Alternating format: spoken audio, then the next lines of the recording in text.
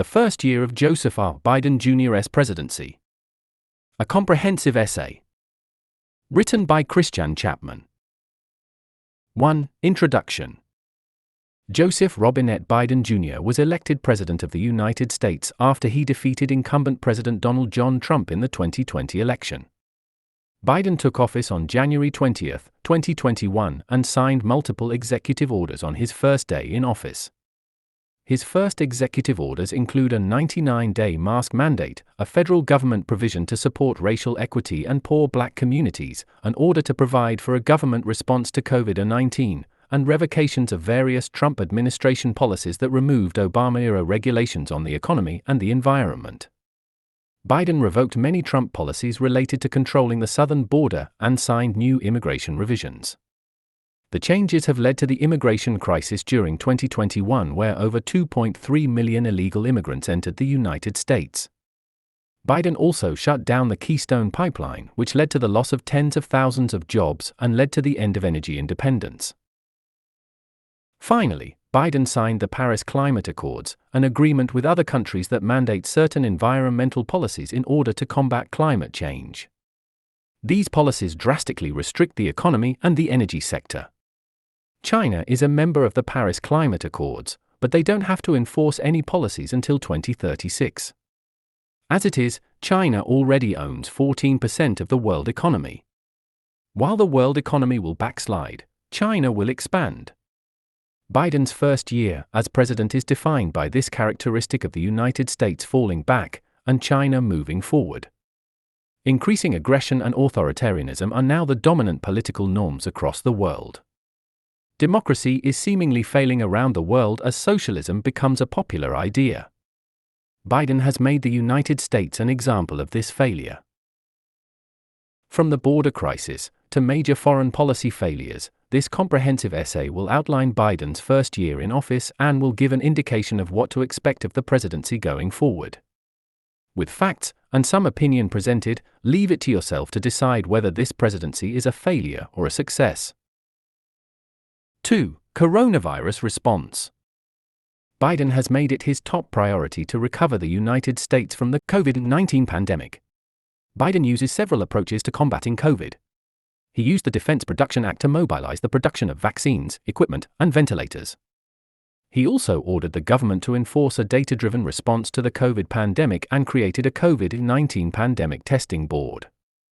Biden has tied the COVID-19 response to racial inequality and racism with regards to what his administration calls a disproportionate response and lack of resource sharing to racial communities by the government. In response, President Biden has established the Health and Human Services COVID-19 Equity Task Force. Biden has also expanded access to care and treatments for combating COVID-19 and started a travel policy to keep COVID from spreading by requiring masks to be worn on federally regulated modes of travel. Across the nation, schools were closing to prevent students from contracting the coronavirus at the advice of the federal government. To substitute class, schools pursued remote learning. Due to the rushed nature of this rollout, many schools across the nation did not have an adequate setup for pursuing remote learning. Many parents and their children found that this new form of education was not as effective as in-person learning. Thus, parents demanded that schools reopen. Biden wasn't necessarily always on board with the idea of getting America back to in-person learning. In a press briefing, the White House press secretary said how there should be a one-day-a-week reopening of schools. The administration never actually had a plan for addressing parents' concerns over schools not reopening. In the end, Biden took a position to reopen schools. However, teachers' unions were abusing the coronavirus pandemic as a means to call for strikes and push for remote learning, thus continuing to obstruct the reopening of schools for months. Eventually, the country was able to get back to in-person schooling. President Trump signed the first COVID-19 stimulus package before he left office. In March, President Biden signed a second round of COVID-19 stimulus checks. The bill cost the U.S. $1.9 and helped some Americans recover from the coronavirus pandemic. In May, Biden promised that the U.S. would produce 1 billion vaccines. He achieved that goal, and by the end of 2021, most Americans got vaccinated. On August 27, the Biden administration released a report on the coronavirus pandemic origins and came to the conclusion that the origins of the virus were inconclusive. However, there is evidence to prove that the coronavirus came from the Wuhan Institute of Virology, a Chinese lab. In fact, since 2005, the United States government has been working with the Chinese government to do tests on SARS coronaviruses, including tests of these viruses on bats. The COVID-19 pandemic just so happens to be a SARS coronavirus, SARS-CoV-2. The U.S. government has been funding the Wuhan Institute of Virology via funding a company named EcoHealth Alliance. Records show that the Department of Health and Human Services received reports from EcoHealth Alliance that spoke of studies to ensure that bats and humans could coincide. Basically, they were studying the use of bats and viruses to somehow mitigate the risks of a pandemic. Shockingly, the Wuhan Institute of Virology was actually infecting bats with new modified coronaviruses that were made to be more infectious than an original strain of SARS. It has been alleged that the COVID-19 pandemic was being developed as a biochemical weapon. In the end, the virus leaked out of the Wuhan lab and the Chinese government lied about the virus in the early critical months that action needed to be taken to prevent the spread of a pandemic. As early as September of 2019, China knew that the virus had leaked out and that scientists in the Wuhan lab were infected. China told the world that the coronavirus was contained and not a highly spreadable communicable disease. They lied and the virus spread globally. The coronavirus was modified so that it could transmit to more people than naturally possible. This virus was made by design to be released into a population, and if that population reaches contact with other populations, the virus would spread at a rapid rate. There is no way that the Chinese government and health officials in the U.S. government did not know about the coronavirus. Since the U.S. has been giving the Chinese technology and funding to study these viruses since 2005, they would have known the tests being conducted. Evidently, a corrupt few of the top health officials in the United States hid this pandemic research from past presidents. Even President Trump did not know about the EcoHealth Alliance funding. In the early months of the pandemic, an effort was pursued to ensure social media giants censored any conversations of the Wuhan lab leak theory on their platforms, and those who supported the theory were labeled conspiracy theorists and had their social media accounts shut down. But in the end, the lab leak theory has been proven by the government's funding of the Wuhan Institute of Virology and its foreknowledge of the Chinese studies on SARS coronaviruses, which led to the release of pandemic. In an attempt to encourage Americans to get vaccinated and for eligible Americans to get a booster shot, President Biden received a COVID-19 booster shot.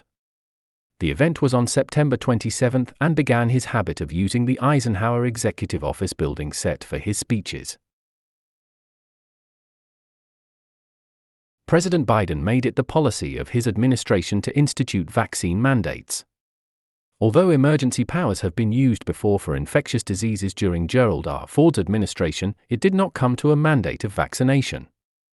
No part of the Constitution gives the president any power to mandate any kind of health treatment or procedure outside of immediate federal employment. Joe Biden issued a vaccine mandate that spilled over into non-federal employees. He did this by ordering OSHA to mandate vaccinations for employees of businesses having 100 or more workers. Thus, most businesses in the U.S. mandated vaccination for employment. This led to many individuals who did not want to receive the vaccine to lose their jobs.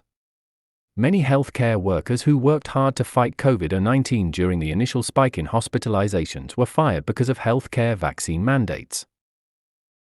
The vaccine mandate also led to the airport shortages across the nation that kept Americans from using basic transportation services. Furthermore, the people's right to freedom of choice was violated by the vaccine mandate as the government denied federal employees health and religious exemptions. The vaccine mandates did achieve a goal to vaccinate most of the U.S. population. But the mandates also solidified the population of people who did not want to receive the vaccine to never get vaccinated. It also destroyed trust in the federal government for people that have a skeptical view of government vaccines. The question of whether or not the vaccine mandates are unconstitutional has been answered. The Supreme Court issued a decision that deemed the vaccine mandates on non-federal and non-health care employees unconstitutional, thus ending said mandates for non-federal and non-health care employees. Now, the executive branch will have no power to issue mandates on any employee outside of the federal government and the healthcare sector. If a mandate is ever to be done on the private sector of the country, Congress will have to pass a law to mandate vaccines. The vaccine mandates were a mistake from the beginning. When Biden was president-elect, he said he would not issue a vaccine mandate. Biden's healthcare officials also reiterated that mandates would not be put in place. Dr. Anthony Fauci even said that the mandates would be unenforceable and violate personal freedom. In the end, Biden, the healthcare officials, and Dr. Anthony Fauci became the biggest supporters of vaccine mandates, contradicting their original stance on the policy.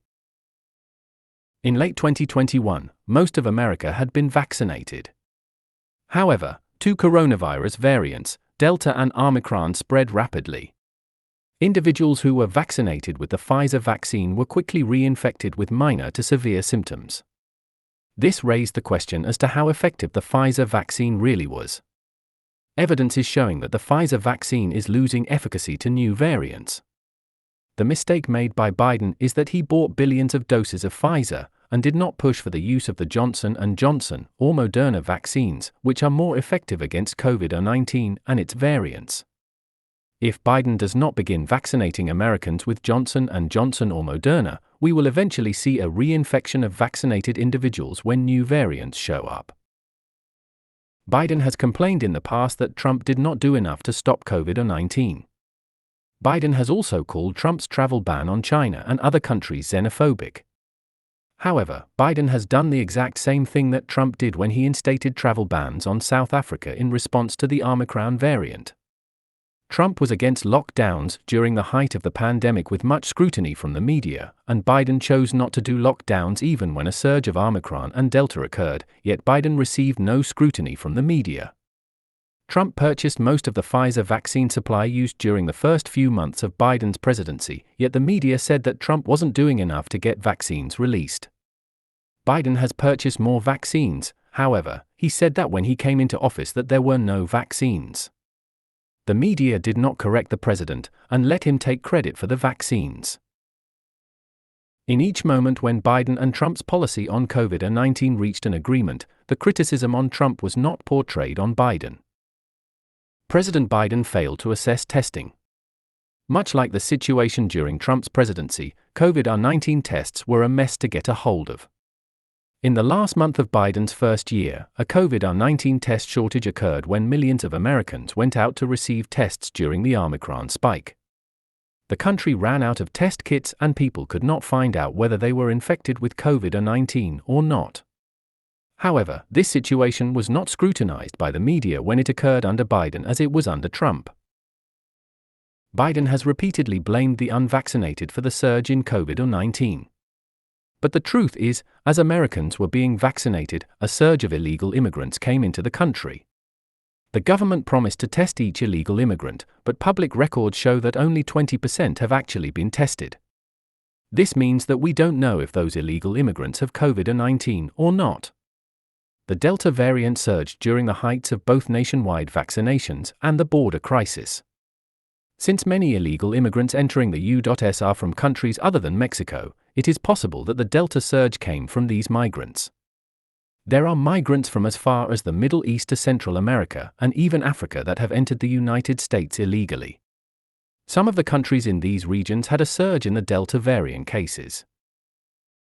Furthermore, Pfizer, which has been made into the main vaccination source by the federal government, has lost its efficacy to the new COVID variants and the original virus. We keep getting boosted with Pfizer, yet it keeps losing its efficacy against the coronavirus. Many of the people in hospitals are vaccinated and many of the cases in our country are of vaccinated people being reinfected. To say that this is a pandemic of the unvaccinated is not true, as it is a pandemic of many factors that can't simply be enumerated to one issue. This messaging from the White House has hurt their vaccination strategy even further and has sown deeper polarization in the country. Another case of mixed messaging is the federal government's instating and revocation of federal mask mandates 3 different times across 2021.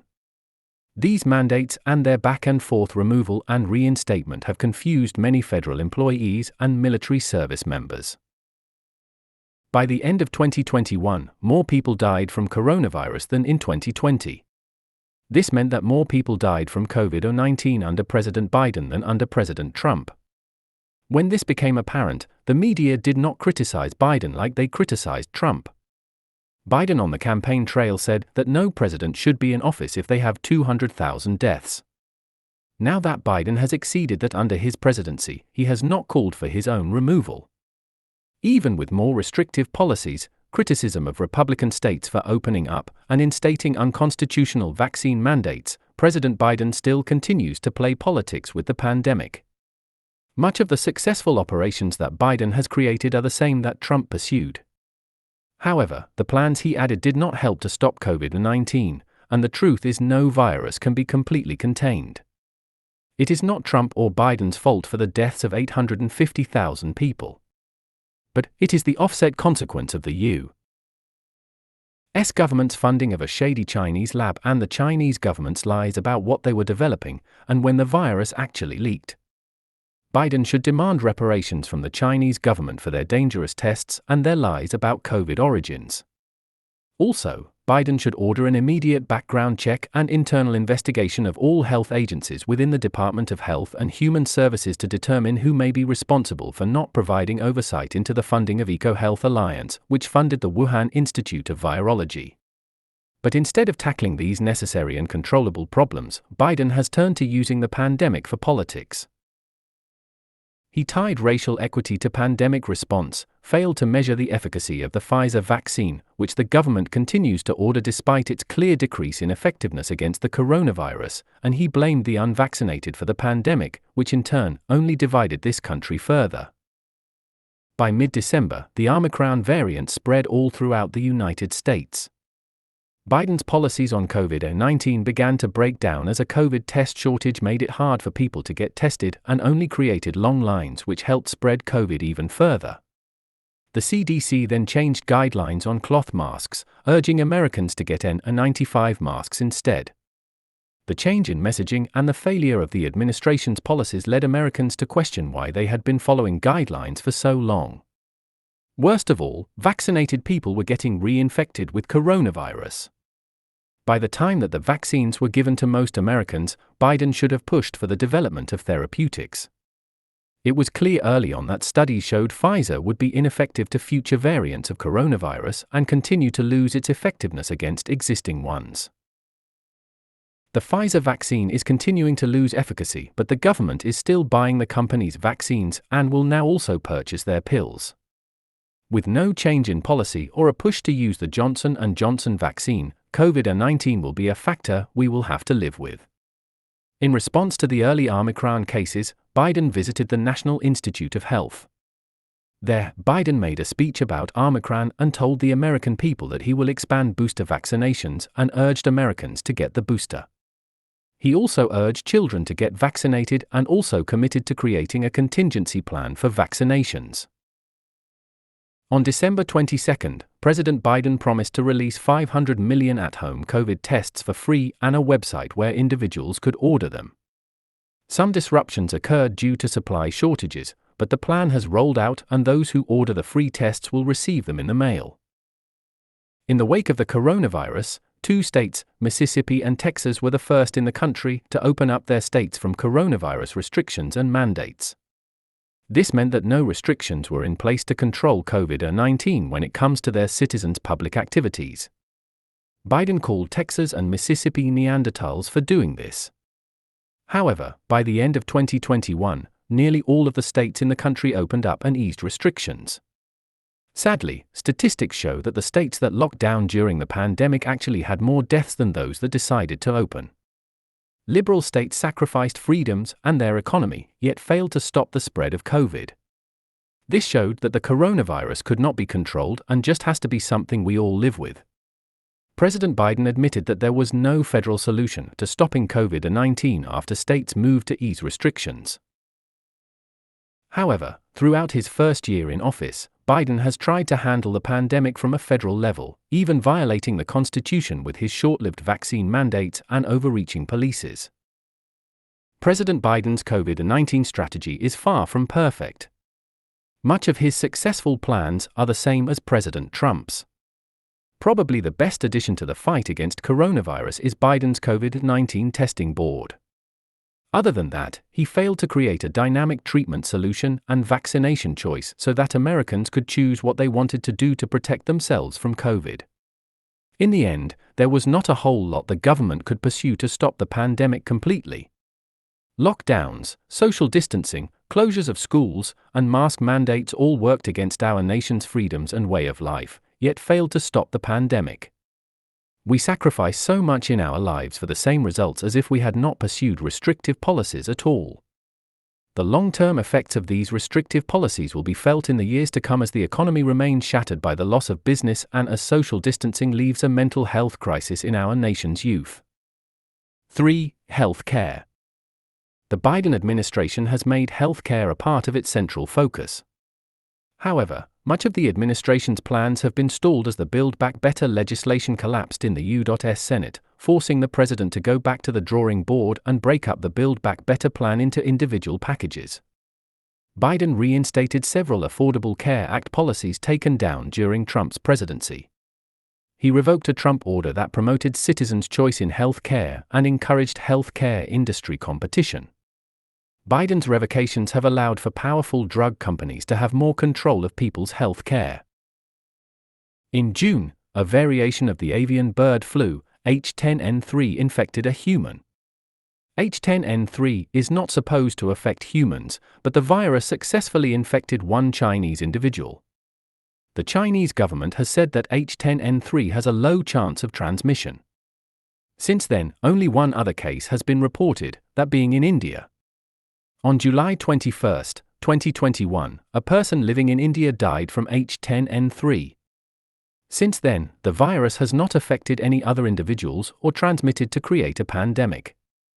The virus, however, is still prevalent in chickens and birds. Biden signed Executive Order 14036, promoting competition in the American economy, which ordered the Secretary of Health and Human Services to promote low-cost hearing aids in public policy, support hospital transparency and health care choice, and also ordered the Secretary to lower prescription drug prices. President Biden added measles to the list of communicable diseases that individuals could be quarantined for. In a speech on Build Back Better, President Biden said his legislative agenda would lower prices on insulin and enforce excise taxes on pharmaceutical companies if prices are not set to inflationary increases. Biden's health care policy hasn't gotten anywhere in his first year. It would be smart if Biden broke up his insulin, hearing aid coverage, and other medical policy into a health care version of Build Back Better, which likely would get Republican support and pass.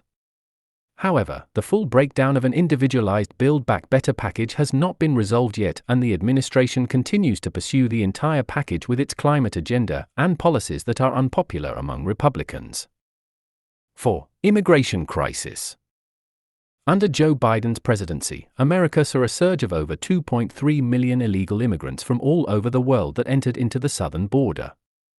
Biden's revocations of Trump policies and restrictions on ICE and Border Patrol agencies turned border enforcement agents into social workers. There were so many individuals to process that Border Patrol used most of its agents to handle paperwork and asylum statuses. The real border enforcement had to be supplemented by the National Guard, which did not have the authority to apprehend illegal immigrants. Thus, a dangerous situation was left. Illegal immigrants from all over the world came into the country, just passing through in the sight of border agents. Outnumbered and sometimes outgunned, it was nearly impossible for small groups of border enforcement to handle the thousands of migrants entering in at any given time. Thus, hundreds of thousands of illegal immigrants were able to escape apprehension, meaning that there could possibly be over 1 million undocumented individuals who have entered the country without the government knowing it. That would mean that over 3 million individuals have entered the United States illegally in Biden's first year as president. Due to Biden's revocations, all 1.9 million illegal immigrants that have been apprehended will be released into the United States. Basically, apprehension is just another statistic and does not mean that they have been or will ever be deported. The increase in illegal immigrants coming into our country has led to a rise in the illicit drug trade, especially with fentanyl. As a result, there have been 100,000 overdose deaths in 2021 alone. The border crisis has also led to the deaths of many migrants. Some migrants drowned in waters, died in deserts, or were killed in accidents. Armed hitmen have also entered into the United States. So far, 2 U.S. citizens have been assassinated by hitmen. Violence has also increased along the border as cartels have clashed with Border Patrol. Murders and instances of rape are also becoming more commonplace among migrants making the cross through the southern border. The Supreme Court demanded that President Biden reinstate one of Trump's policies called Remain in Mexico. Biden defied the order for almost a month. He eventually reinstated it but has been using the Department of Homeland Security to leave it unenforced. Only 230 individuals have been processed under the Remain in Mexico program in December of 2021. Since the reinstating of Remain in Mexico, Biden has tried to revoke the order in several ways, but attempts so far have failed. Furthermore, Homeland Security Secretary Alejandro Mayorkas' handling of border policy has violated Remain in Mexico's provisions. Secret flights, use of ICE resources, and trafficking of illegal immigrants all across the country who are supposed to be deported is in direct violation of Remain in Mexico, yet the administration is pursuing these measures. The Biden administration is breaking the law as the Supreme Court ordered them to reinstate the policies. In using the Department of Homeland Security to enforce shadow policies, they can effectively work against the public policy provisions of Remain in Mexico, thus violating the law. President Biden ordered the construction of various tent cities to house illegal immigrants across the border. These facilities would house illegal immigrants before they were released into the United States after apprehension. The conditions at these facilities were the same as during Trump's administration, if not worse. The government packed so many people into these facilities that social distancing was impossible. Coronavirus soon spread at these facilities, but instead of mandating the migrants to quarantine, they released these individuals into the country. Trump was criticized for putting kids in cages during his term. However, Biden has left children in aluminum foil blankets, tent cities, and packed facilities, with some being exposed to sexual abuse and rape by other illegal immigrants. Biden and Kamala Harris' response to the immigration crisis was lacking. Kamala Harris made a few trips to Central American countries and used the slogan "root causes" in trying to determine why there was a sudden spike in illegal immigration crossings into the United States. None of what Biden and Harris did actually solved the problem, but only caused it. The whole response was political from the start. Biden tried to blame President Trump for a broken immigration system and repeatedly denied that there was even a crisis. On February 2, 2021, Biden established a task force to reunify family members that were separated from previous immigration policies. Another order enhanced programs for refugee resettlement and cited the climate crisis as a cause for migration. President Biden used the Federal Emergency Management Agency to help slow down illegal immigration at the southern border, but this effort failed. On March 24, 2021, Vice President Kamala Harris was tasked with handling resolutions related to the handling of unaccompanied minors at the border. Later, she was named the border czar and was given the task of handling the southern border. Harris was not present to fulfill her new duties, and to this day, she still has not. Harris did make a visit to Texas to see the border crisis, but she never actually went to the border. She only did a conference outside of an airport. It took Biden until April 18, 2021 to finally acknowledge that the border crisis had gotten out of control. During the border crisis, Biden raised the refugee cap to 62,500, but many more illegal immigrants were entering the country than that and were still allowed to stay. This was due to the catch and release policy that Biden reinstated. The policy essentially lets illegal immigrants come in, be processed, and then released into the country with a court date. Almost none of the illegal immigrants actually show up to their day in court, and they are left simply unaccounted for. By June, the CBP statistics confirmed that 1,119,204 illegal immigrant apprehensions had occurred since January of 2021. In July, the number of illegal immigrant apprehensions rose to 1,331,822. The numbers kept going up until they reached a final statistic of 2.1 million apprehensions and 400,000 confirmed gotaways. In his first day in office, President Biden canceled the funding for the border wall that was appropriated by Congress during Trump's presidency. All the contractors that had set up to build the wall and were continually building it were ordered to stop. This cost millions of dollars to cancel the contracts. Instead of wasting the remaining funds to cancel the contracts on border wall construction, Biden could have simply left it alone and the wall would have been completed, thus the money would have been used for its intended purpose and the border crisis would have been prevented. The wall had already been built and was almost complete. Biden's decision to cancel the remaining construction left pockets in the wall where illegal immigrants could easily come in from, thus defeating the purpose of building a wall for the past 2.5 years. However, Biden approved a project on the Rio Grande Levee, but since then, has not committed to continuing construction of the border wall. President Biden has allowed over 2 million illegal immigrants to enter the country. But for some reason, the media picked up on Haitian migrants housed under a bridge, but not the humanitarian crises, the out-of-control flooding of the border, and the administration's failed handling of the crisis. Biden ordered the deportation of these Haitians, yet for some reason lets illegal immigrants from all over the world enter our country illegally.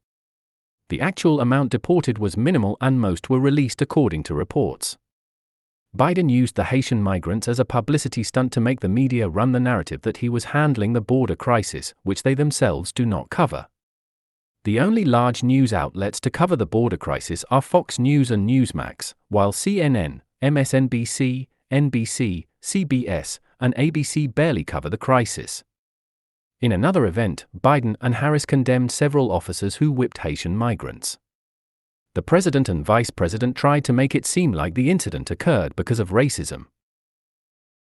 The truth, however, is that the officers were trying to move the Haitians away from the horses that, if you know anything about taking care of a horse, their hoofs can severely hurt your feet if accidentally stomped on.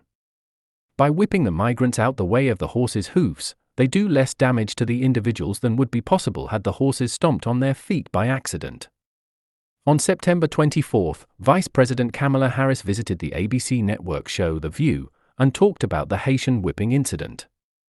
She said that the incident brought back the worst moments of our history where that kind of behavior has been used against the indigenous people of our country.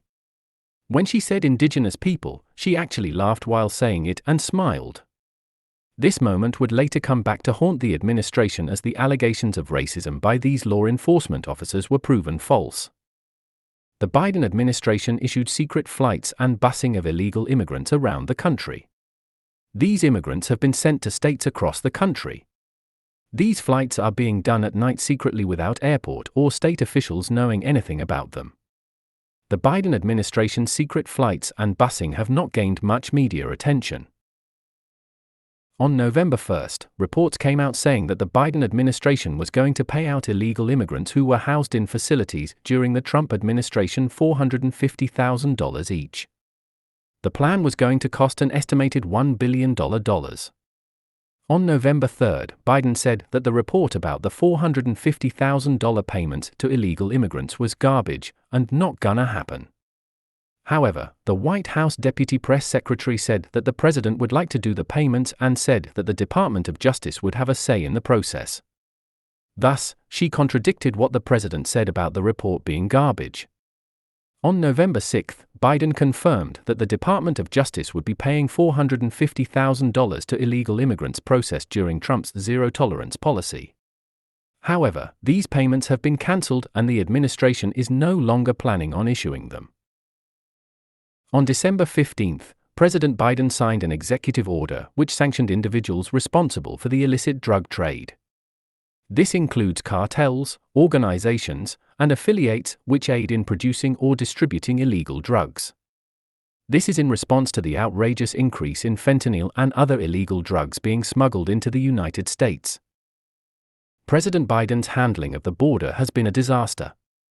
The media refuses to cover it, and when they do, they give their viewers snippets and only talk about it when it fits their political narrative. There are many Americans who do not know the full facts about the border crisis. Although the administration lies about there not being an open border, there is effectively a silent open border. Breaking the law, sacrificing national security, and allowing illegal immigrants to come into this country by the hundreds of thousands is unacceptable and, frankly, a completely avoidable situation. Had Biden kept the border wall construction contracts and Trump's immigration policies in place, the president would have had the most secure border in American history and could have easily cruised through his presidency without any news or occurrence of illegal immigration and increasing drug trade. The consequences of Biden's ineffective handling of the border will be severe.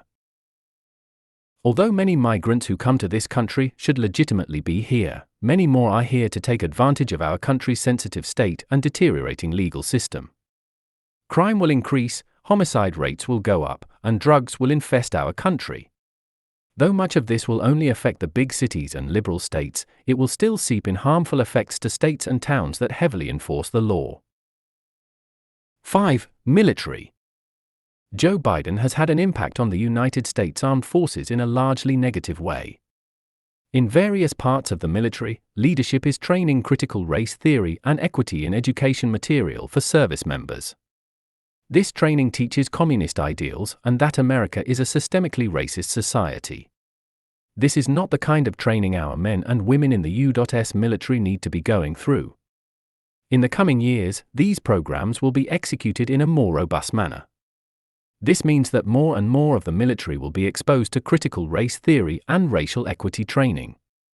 If this happens, the service members of the military will lose their morale and services to the nation may be seemingly discouraged due to them being told that their country is racist and that white people are inherently racist because of past history and so-called white privilege. Early in Biden's presidency, he revoked an executive order made by Donald Trump that removed all transgender individuals from the military.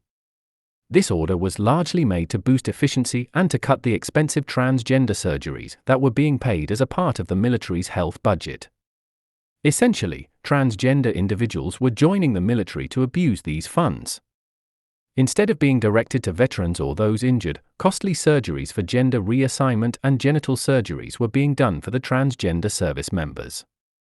This meant that millions of dollars could be reallocated to these useless surgeries that did nothing to support and defend the nation or address real health concerns. This revocation has now enabled transgender individuals to join the United States military and opens up funding for gender reassignment and genital surgeries. Biden pulled U.S. forces out of Yemen and Iraq. There are currently a few troops left behind in Iraq to train that country's military. On November 8, satellite images showed China conducting training on replicas of U.S. Navy warships and other marine craft. The National Space Council was created on December 1. The Council's goals are to coordinate space policy and advise the President on policy changes regarding space. Vice President Kamala Harris is the chairwoman of the Council and also the advisor to the President on space policy. President Biden signed the FY 2022 defense budget. The budget is $768.2 billion. 6. Domestic policy. Probably the most active fields of Biden's focus are domestic policy, which is filled with advancing racial equity, spending trillions of dollars, and trying to advance his voting rights and infrastructure agenda. With some successes and an equal number of failures, Biden's domestic policy is one of the most impactful parts of his presidency so far. President Biden stopped the use of privately owned prisons for incarceration. This essentially meant that prisoners would be housed in federal facilities and not private prisons. Early in Biden's presidency, a power outage occurred in Texas. A deep freeze stopped a windmill plant that shut down power for many communities. However, President Biden still pushes the idea of using windmills and is a supporter of the energy source. Biden has revoked many of Trump's economic policies, including an apprenticeship and anti-poverty policy. Donald Trump made an effort to deregulate many industries that were negatively impacted during the Obama presidency. Biden quickly undid those changes and is likely to reproduce the regulations that existed during Obama's presidency. In his first day in office, Biden shut down the Keystone Pipeline. This has led to the quick rise in gas prices. The president has also put in place various transportation and trucking policies to fight climate change that will also negatively impact the energy sector.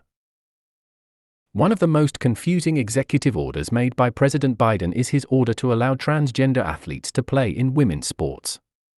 While most Americans are trying to propel LGBTQ+ rights, this is not a way to do it. First of all, women and men do not play in professional sports with each other. The reason why? It is because men are biologically stronger than women. It's the main reason why you don't see women swimming with men or men having a boxing match with women. Just imagine if Arnold Schwarzenegger put on some pink lipstick and said he was a female and then began professionally boxing against women in women's boxing matches. It would be a complete destruction of the entire sport, and there would be public outrage. Thankfully, Schwarzenegger is not transgender, but you can apply the idea in your head just to help you understand how outrageous this executive order is. Some may say that it is offensive to say a transgender person is still of their biological gender. But the truth is, God created us male and female. Nothing you change will ever make a difference. Biologically, you're still a male. So, this policy to allow transgender athletes has led certain women's sports competitions to be broken. There are a few instances across the country of males playing in women's sports where they always win, receive medals, and break the records that women for years have been working hard to achieve. Biden's policy to support the rights of transgender individuals just took one away from a woman. In time to come, more athletes will realize the opportunity they have to win easy medals. You are going to see more men play in women's sports, and it will completely break the whole point of women's professional sports. Another bad occurrence that can happen because of this policy is that women can fail to qualify against other men. It has happened a few times so far, but in the future, women's sports competitions could be dominated by transgender men. This will kill female athletes' careers and keep them from crucial scholarship opportunities. Biden created the Gender Policy Council in March under Executive Order 14020, establishment of the White House Gender Policy Council. Essentially, the council is tasked with coordinating the federal government to enforce gender equity, prevent systemic biases and discrimination, and support LGBTQ+ rights. It also aims to increase the labor force with women and to support gender equity, decrease wealth gaps, promote gender equity leadership, promote expanded access to health care for sexual and reproductive health and rights, and to combat gender stereotypes in education. The council also wants to empower girls and prevent gun violence. Biden also wants to create a federal workforce environment free from discrimination on the basis of sex or sexual orientation. Biden has made several attempts to modernize voting. Biden ordered that vote.government be updated and has ordered the departments of government to educate the American people on their right to vote. However, Biden has also politicized voting rights. At first, President Biden said that he would not end the Senate filibuster, but in December, he quickly changed that. For about 2 days, Biden went on a mission to end the filibuster and to instate the Democrats' voting rights legislation. Biden has repeatedly called Georgia's and other Republican states' new election laws Jim Crow and Jim Crow 2.0. However, much of these provisions are present in Biden's home state of Delaware, and there is no criticism from him of his own state. President Biden also thinks that voter ID laws hinder Black Americans from voting. This, however, is false. In 2012, more Black Americans voted than white Americans, and the country had the traditional voter ID laws as it does now. Biden also wants mail-in balloting without any signature checks or validation. This provision is dangerous since individuals could be able to duplicate or modify votes without anyone knowing about it. Another item Biden wants for voting rights is automatic registration. Essentially, any individual who has any kind of legal document like a driver's license, bank statement, etc., would automatically be registered to vote. He continued his voting rights comments until the Senate failed to pass the voting rights and filibuster legislation. 2 senators, Joe Manchin and Kyrsten Sinema of the Democrat Party, voted against both bills, stopping the removal of the Senate filibuster and effectively ending the Democrats' voting rights legislation. In March, Biden created a commission to look into possible changes to the Supreme Court. This coupled with an effort by Democrats in Congress to unpack the courts by adding 4 new Supreme Court justices who would be appointed by Biden to nullify Trump's 3 appointments, though Democrats in Congress just a few years earlier held that the Supreme Court should only have 9 justices, using the slogan "We need 9, their stance quickly changed, yet their efforts to unpack the Supreme Court failed when Biden's commission came back with a negative on adding new justices. Before he was president, Biden visited with George Floyd's family numerous times. On April 20, 2021, Derek Chauvin was found guilty on all 3 counts against him. Biden said that the verdict was a step forward for America. Biden signed an executive order in April that set priorities for his administration to enforce policy that empowers individuals to unionize and work for a better workplace environment. The order created the Worker Organizing and Empowerment Task Force. However, the order revoked 2 executive orders made by President Trump called establishing the President's National Council for the American Worker and continuing the President's National Council for the American Worker and the American Workforce Advisory Board. Like most Democrats running for president in 2020, Biden jumped on the bandwagon and endorsed making the minimum wage $15 an hour. Although Biden cannot make a minimum wage increase for the private sector, he can instate it on the federal government. Biden signed an order to increase the federal minimum wage to $15 an hour. The new pay will take effect by May 30, 2022. President Biden addressed a joint session of Congress on April 28, 2021, and highlighted that the United States had its first female vice president. Biden has a few firsts for having black individuals in key offices. Kamala Harris is the first black vice president, and Lloyd Austin is the first black Secretary of Defense. On May 10, a critical pipeline for the U.S. was hacked. The Colonial Pipeline was taken offline by a Russian hacking group. This pipeline supplies 45% of the East Coast with fuel. Gas prices soared in affected areas and shortages occurred. Biden denied that Russia was responsible for the ransomware attack, but the FBI already confirmed that the group DarkSide, which is a Russian hacking group, was responsible for the attack. In response to the pipeline attack, the Department of Transportation issued an emergency declaration that temporarily revoked certain restrictions set to promote green energy and climate initiatives so that the industry could work efficiently to supply the East Coast with their fuel needs. In a miscalculated press briefing, Energy Secretary Jennifer Granholm spoke about the Colonial Pipeline hacking and wide-range fuel shortages, where she made a remark saying that if drivers were driving electric cars, they wouldn't have to worry about fuel shortages. This immediately brought criticism of the Biden administration for trying to promote electric cars during an infrastructure crisis, especially since electric cars aren't readily available in the market yet. The crisis ended when the Colonial Pipeline went back online after the company paid $5 million in cryptocurrency to DarkSide, with assistance from the FBI.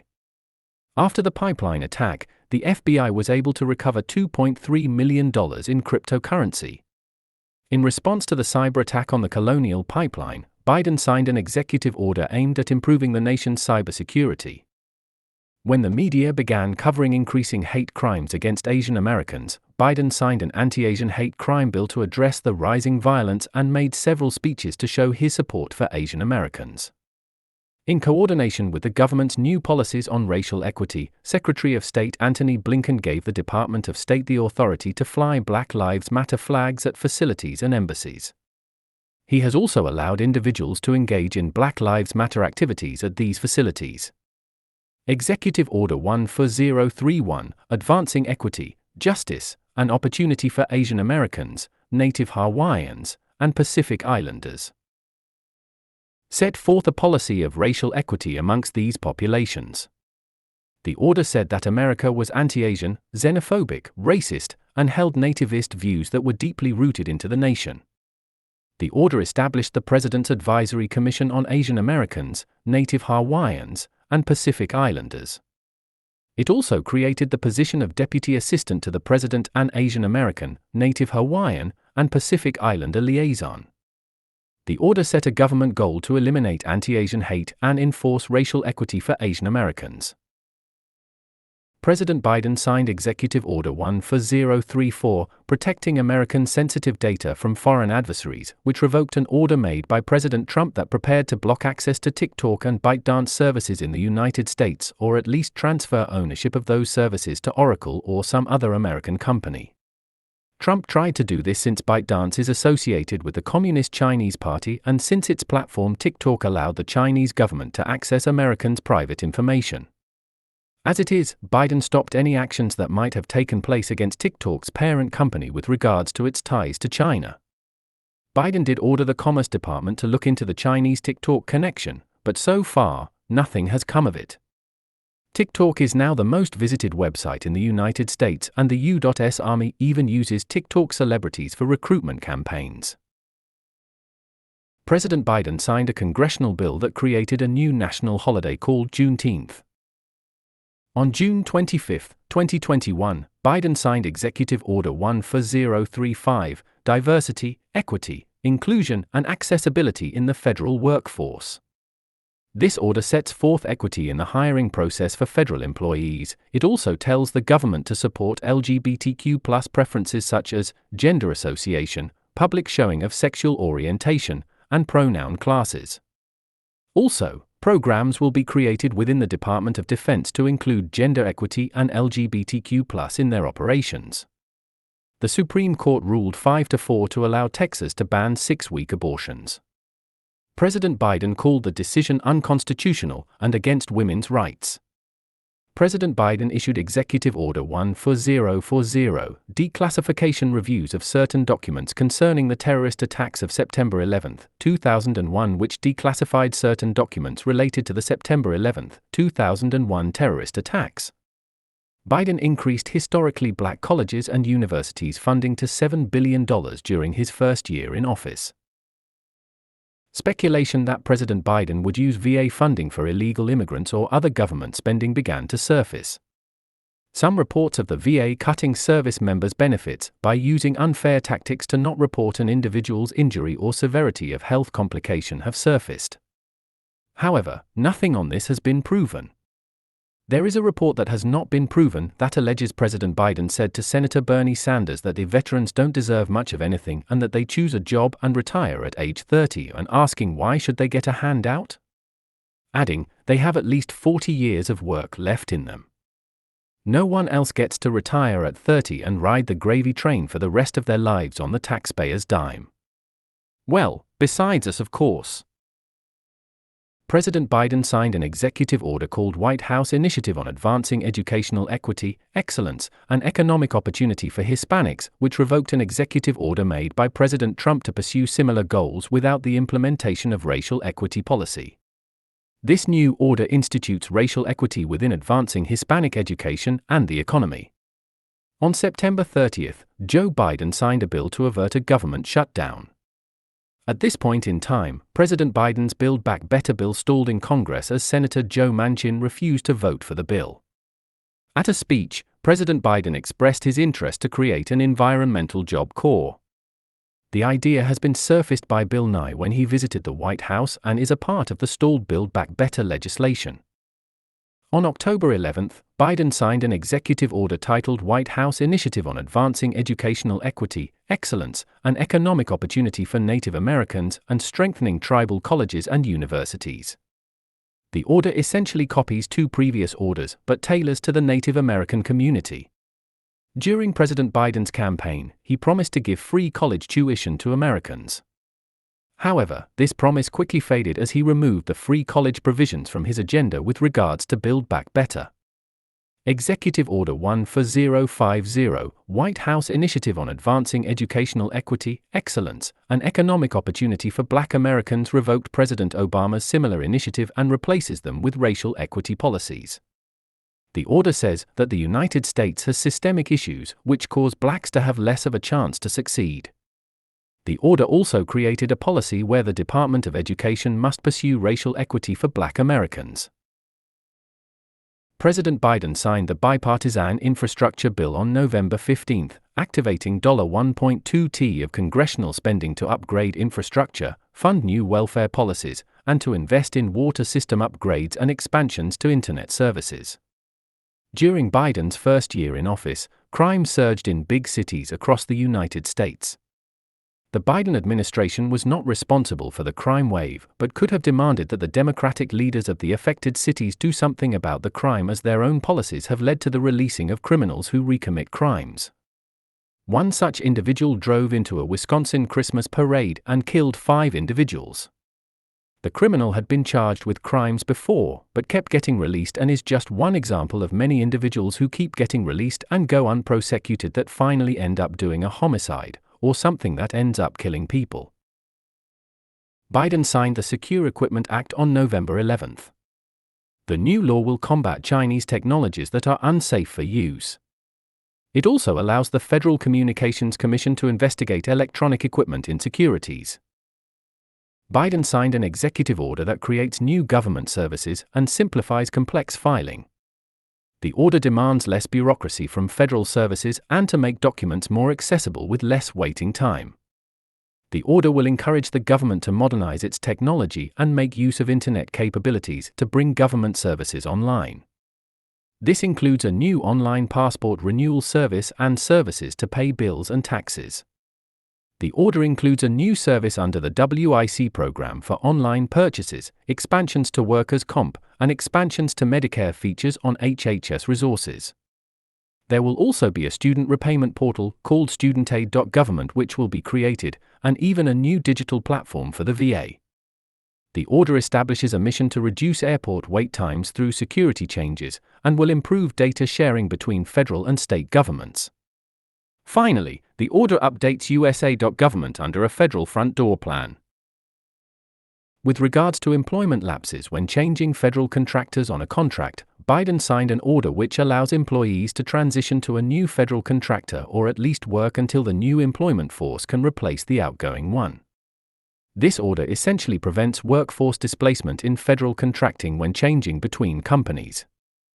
7. Climate change and natural disasters. President Biden has made climate change a central focus of his presidency. Biden joined the Paris Climate Accords on his first day in office. Since then, Biden has signed many executive orders which will mandate the federal government to make changes to its application and uses of resources and enforce regulations in order to set an example to combat the climate crisis. Biden's executive order called Tackling the Climate Crisis at Home and Abroad set his administration's policy for combating the climate crisis and defining the issue thereof.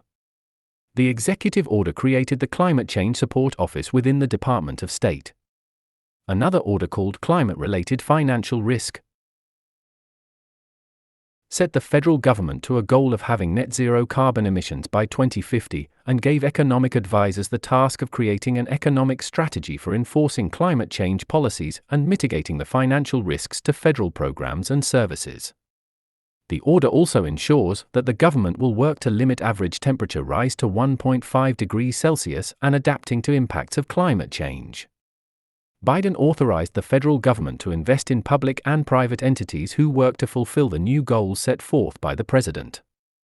Finally, the order prepares the federal government for any potential financial risk these policies may impose once enforced. Hurricane Henry made landfall on August 22, 2021. A second hurricane, Ida, made landfall as a Category 4 storm on August 29, 2021. President Biden signed an executive order aimed at empowering the electric car industry to begin ramping up production of technologies to produce economical electric cars. Biden has made it a focus of his administration to encourage the automobile industry to switch to electric car manufacturing. Biden has been seen at GM factories and has even driven new electric cars, which have been released for sale.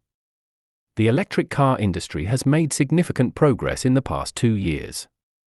Multiple electric cars are now available in the world market. However, the cars are not readily accessible to middle-class markets and still cost too much to own. President Biden signed an executive order that aims to provide 40% of benefits from federal investments to a Justice 40 initiative which will provide investments to climate change and clean energy projects. He also initiated a proclamation to pursue climate infrastructure. On December 8, Biden signed an executive order setting goals for the federal government to fight climate change. Some of the goals in the order are a carbon-free car fleet for the federal government by the end of 2027, a zero-emission fleet strategy for optimization of carbon-free vehicles, and a reduction in waste at government facilities. The order also establishes the Office of the Federal Chief Sustainability Officer. On December 13, tornadoes devastated communities across 8 different states in a path that stretched 200 miles. President Biden said that the tornadoes were the effect of global warming. However, the phrase global warming has not been used since then Vice President Al Gore, as the term was retired by the 2000s when evidence disproved the global warming hypothesis. In response, the Democrat Party quickly shifted to climate change, where they could win the conversation both ways in that the climate got colder or warmer. While visiting a community that was impacted in Kentucky, Biden said that the government would provide relief to the communities affected. 8. Foreign policy. President Biden's first year in office is not one cited as a success when it comes to foreign policy. Experts of military and foreign policy largely agree that Biden's presidency has harmed the United States on the world stage. He has indeed projected weakness to our allies and adversaries through several avoidable but crucial failures that will certainly impact foreign policy around the world for decades to come. There are still successes to Biden's foreign policy, but those successes do not measure to amount to an overall achievement in making the United States more powerful in the eyes of our allies and adversaries. The first ever foreign head of state to meet with President Biden at the White House was the then Japanese Prime Minister Yoshihide Suga. On February 11, 2021, President Biden had a phone call with Chinese President Xi Jinping. The White House said this about their call. President Joseph R. Biden, Jr. spoke today with President Xi Jinping of China. The president shared his greetings and well wishes with the Chinese people on the occasion of Lunar New Year. President Biden affirmed his priorities of protecting the American people's security, prosperity, health, and way of life, and preserving a free and open Indo-Pacific. President Biden underscored his fundamental concerns about Beijing's coercive and unfair economic practices, crackdown in Hong Kong, human rights abuses in Xinjiang, and increasingly assertive actions in the region, including toward Taiwan. The two leaders also exchanged views on countering the COVID-19 pandemic and the shared challenges of global health security, climate change, and preventing weapons proliferation. President Biden committed to pursuing practical, results-oriented engagements when it advances the interests of the American people and those of our allies. During the Burma coup, Biden issued several orders that sanctioned those responsible for a takeover of government in the country. He blocked property, froze bank accounts, and used his sanction powers effectively to punish those who were responsible for the coup. Biden talked with Canadian Prime Minister Justin Trudeau on February 23, 2021. In March, Biden sanctioned various U.S. assets owned by Vladimir Putin's allies. Biden has also issued sanctions on Russian properties and energy exporters. The president's stance on Russia has been largely negative for Vladimir Putin, but there are some questionable actions that the administration has taken. During Trump's presidency, he issued sanctions on Russia's Nord Stream 2 pipeline. In May of 2021, the Biden administration rescinded these sanctions. Secretary of State Antony Blinken said that it would be a long shot to sanction the pipeline. However, the sanctions were already in place. Undoing this sanction contradicted the stance the United States had taken several years ago on blocking Russia's access to Germany through Nord Stream 2. Now, Germany and Russia are open to doing direct business when it comes to sourcing their fuel. This decision undermined U.S. foreign policy to try to control Russia's influence over the oil industry in Europe. It also led to a divide between Germany and other NATO allies, in that Germany blocked the United Kingdom's access to German airspace when they tried to move critical military equipment to Ukraine to allow the nation to defend itself against a Russian invasion. In May, tensions rose between the Nation of Israel and the Iran-backed Palestinian military group Hamas. Rocket missiles were being sent by the two sides. Israel's Iron Dome defense system destroyed much of the Hamas rockets, but some landed in Israel, killing several citizens. Palestine suffered much damage in the areas Israel hit back. On May 20, Israel and Hamas reached a ceasefire. On May 21, South Korean President Moon Jae-in met with President Biden at the White House, where they held a press conference together. In the conference, Biden announced he would be giving South Korean military service members who serve alongside U.S. troops 550,000 coronavirus vaccines.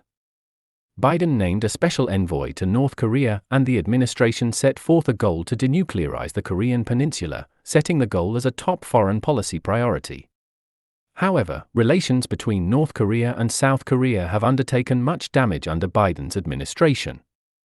North Korea has resumed its nuclear missile test launches and refuses to meet with U.S. officials for discussions and diplomatic talks, while also increasing hostile acts against South Korea. President Biden signed an order that revised a Trump executive order aimed at addressing threats from securities investments related to the People's Republic of China.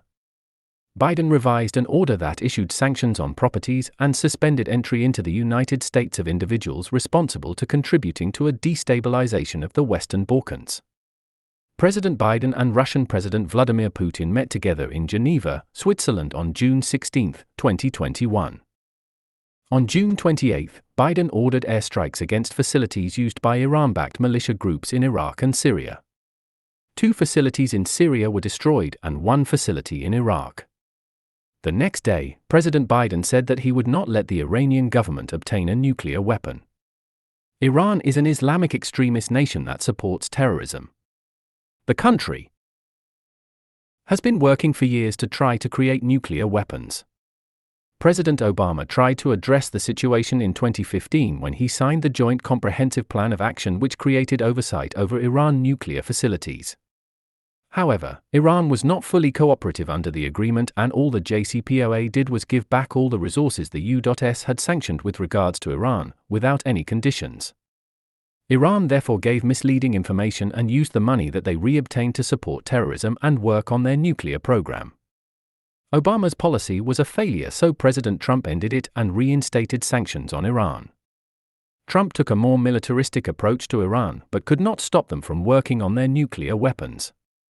Trump ordered the killing of Qasem Soleimani, who was responsible for many military functions in Iran and terrorist attacks. The Biden administration has expressed interest in adjusting the JCPOA and reinstating the agreement. Iran and the U.S. are currently in diplomatic talks to find a solution to Iran's nuclear engagement. Iran continues to get closer and closer to creating a functioning nuclear weapon. There is a significant danger a nuclear weapon-wielding Iran would pose to the United States. Remember, Iran does financially support terrorism and has engaged in terror itself. If they cannot be a responsible nation with their own actions, then how can they be trusted with a nuclear weapon? On October 12, Biden rescinded several sanctions on Iran. A hack of 200 U.S. companies' data systems occurred in July. Biden said he was looking into whether Russia had anything to do with the hacks. The situation has since been resolved, but shows the potential national security risk cyber warfare could impose on the United States. President Biden and Russian President Vladimir Putin had discussed during their summit in Geneva the potential and history of Russian cyber attacks. This cyber attack occurred only a month after that summit. Joe Biden issued sanctions against individuals contributing to a situation in Belarus.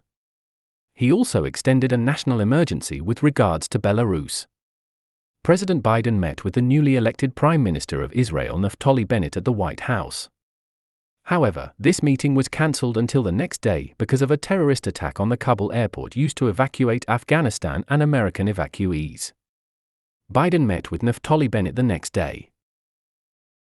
In September, Biden signed an executive order recognizing a human rights crisis in Ethiopia and issued sanctions on individuals responsible for the issue. Joe Biden addressed the United Nations in September. Prime Minister of the United Kingdom Boris Johnson visited with President Biden on September 21, 2021. On October 2, tensions between China and Taiwan had reached a height when China sent 77 warplanes into Taiwan's defense identification zone. Over the rest of 2021 and into 2022, China continued to deploy warplanes into Taiwanese airspace and conduct military operations across Taiwanese waters. Several Chinese warships and even 2 nuclear submarines are currently present along Taiwanese waters. China actively threatens Taiwan with reunification. China wants Taiwan to surrender itself or face a military invasion. President Biden has had months of time to send U.S. troops into Taiwan to prevent China from invading the country. However, he has not sent them, nor has he deployed any U.S. warships into Taiwanese waters. Instead, he let China build a perimeter around Taiwan, which would make it hard to send ships and troops into the country if the president suddenly decided to do so. President Biden participated in a CNN town hall with Anderson Cooper on October 21. At this event, he said that he would be open to defending Taiwan militarily. On November 16, a day after President Biden and Chinese President Xi Jinping held a virtual summit, Biden said that Taiwan would have to defend itself, contradicting his previous comments at a CNN town hall. He also said that Taiwan would have to decide for itself whether it wants to fight for independence from China or not, and that he does not want the U.S. to incur into international waters with regards to getting involved in a Chinese invasion of Taiwan. The president also spoke about a One China policy. However, there is no policy between Taiwan and the United States mentioning a One China. Actually, the idea of a One China comes from Chinese propaganda and is a slogan of the Communist Chinese Party. It took one meeting with Xi Jinping for Biden to completely change his stance on Taiwan and for him to also follow along with Chinese propaganda. The next day, the White House said that the administration was not encouraging Taiwanese independence from China. Taiwan is already independent of China and has been for decades. Suddenly, everything changes once Biden comes in office, and now, China is saying that Taiwan is actually their land. The Trump administration's attempts to issue tariffs on Chinese goods have not continued under Biden. Instead, Joe Biden has purchased Chinese surveillance drones for government use and has not addressed key issues regarding Chinese abuses of the U.S. economy and our national security. On October 18, it was confirmed that China had successfully tested hypersonic missiles with nuclear capability a few months earlier. These missiles were not detected on any surveillance system in the United States. This new technology allows China to send a nuclear missile anywhere in the world at much faster speeds than modern nuclear missiles, with a small deviation from targets. These missiles are undetectable on modern surveillancing and threat detection systems. This technology poses a severe risk to America's national security. U.S. military officials have said that they were taken off guard by the successful tests. The Chinese government says that these missiles were actually spacecraft. A missionary group in Haiti was kidnapped by a gang. They were being held by a group called the 400 Mowozo. The group demanded millions of dollars of ransom money. In the end, the missionary group escaped. On November 13, Iran-backed Houthi rebels took control of a U.S. embassy in Sana'a, Yemen. The situation was resolved shortly after the incident. Biden terminated an emergency declaration with regards to a situation in Burundi and revoked sanctions put in place by former President Barack Hussein Obama. He also suspended the blocking of immigrants from Burundi. On November 16, Russia reportedly sent 100,000 military units to the border of Ukraine and began training operations along the Ukrainian border. It was confirmed by December and became a foreign policy crisis by January of 2022. Amid the crisis in Ukraine, President Biden called Russian President Vladimir Putin on December 7. Biden told Putin that the military would respond to secure other countries threatened by Russia. Biden called Ukrainian President Volodymyr Zelensky 2 days later. National Security Advisor Jake Sullivan gave a press conference on the Biden-Putin call. Sullivan said that he did not think Putin would invade Ukraine, and that if they did, the Biden administration would not repeat the same strategy that President Obama employed during the Russian annexation of Crimea in 2014. He also said that sanctions would be set on Russia if they commenced an invasion of Ukraine. On December 8, Biden said that Russia would face severe consequences if they invaded Ukraine. Biden was asked about sending troops to Ukraine, and he responded saying that it was not on the table. Of course, U.S. intel knew about the possibility for invasion months before the news came out. Biden could have sent troops before Russia amassed 100,000 units along Ukraine's border, which would have stopped Russia from continuing its efforts to invade. However, Biden said that if NATO sent troops into Ukraine that the U.S. would follow their footsteps. Biden then cited Article 5 of the NATO treaty, which he says does not extend to Ukraine, as a means to encourage NATO allies not to send forces into Ukraine. Biden has based the possibility of defending Ukraine on NATO rules. Because Ukraine is not a member of NATO, Biden uses Article 5 of the NATO treaty as an excuse to not defend Ukraine. He says that the United States does not have an obligation to defend Ukraine. Ukraine is an ally of the United States and needs our help to survive a Russian invasion or to deter it. Biden could have sent troops to Ukraine 2 months ago to deter the Russians from building up an offense at Ukraine's borders. Rather, he decided to not send troops and instead is committed to only defending NATO allies. These excuses have projected weakness in the eyes of the Russian government. Thus, his lack of defense of Ukraine has only encouraged the Russians to invade. On December 30, Biden and Putin held another phone call to address rising tensions in Ukraine. From this time on, not much has come of diplomatic talks with Russia. On December 9, President Biden and Secretary of State Antony Blinken held the first of several events of the Summit for Democracy. The summit went on for several days and was attended by various heads of states and officials from various countries. The event had little substance and was really just an opportunity for leaders from different countries to give long, scripted speeches. Very little actual discussion was held, and the media panned the summit for being ineffective and of little substance. 9. Afghanistan withdrawal. On April 14, Biden announced that the United States would leave Afghanistan by September 11, 2021. Immediately, experts from both sides of the political spectrum warned that the pullout from Afghanistan would lead to increased terrorism and a resurgence of the terrorist group Al-Qaeda. Biden promised the American people that he would keep the Taliban from further threatening the United States military. In early August, President Biden made a phone call with Afghanistan President Ashraf Ghani, telling him how he perceived that the world might see what's going on in Afghanistan between the Taliban and the government, and told him to get a hold of the situation. At the time, the Taliban was making more progress towards an insurrection in Kabul. The president told Ghani to do something to change the perception of the situation.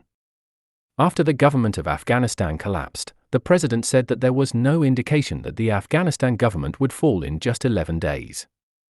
However, this call meant that he knew that the Taliban was making considerable advances towards toppling the Afghanistan government, yet he did nothing to prepare the U.S. for a proper evacuation of its allies and citizens in the event Kabul was invaded during the evacuation process. On August 13, the Taliban began making more progress in taking over Afghanistan. Biden sent 3,000 U.S. troops to aid in evacuations. At this point in time, Biden left Bagram Air Force Base and the equipment therein behind. The U.S. military used the Kabul airport instead of Bagram for its evacuation. On August 15, the president of Afghanistan evacuated, the Taliban took control of Kabul, and Taliban forces entered into the president's office. In a matter of hours, the Islamic Republic of Afghanistan collapsed, and the Taliban began to take control of government offices.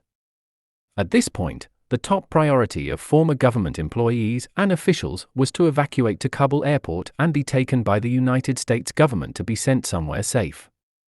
Around this time, Biden was taking a vacation at Camp David, away from the White House. During the initial collapse of the Afghanistan government, Biden released a statement saying that he was monitoring the situation. Biden received immediate criticism from all sides while he was at Camp David, and eventually, he returned to the White House to begin damage control. By August 16, chaos erupts as Kabul airport is overwhelmed with evacuees. The airport was briefly closed on the 16th and people were removed from the field. In the chaos, 7 people died. During this time, the infamous event where an Air Force jet prepared takeoff even while people were on the runway took place.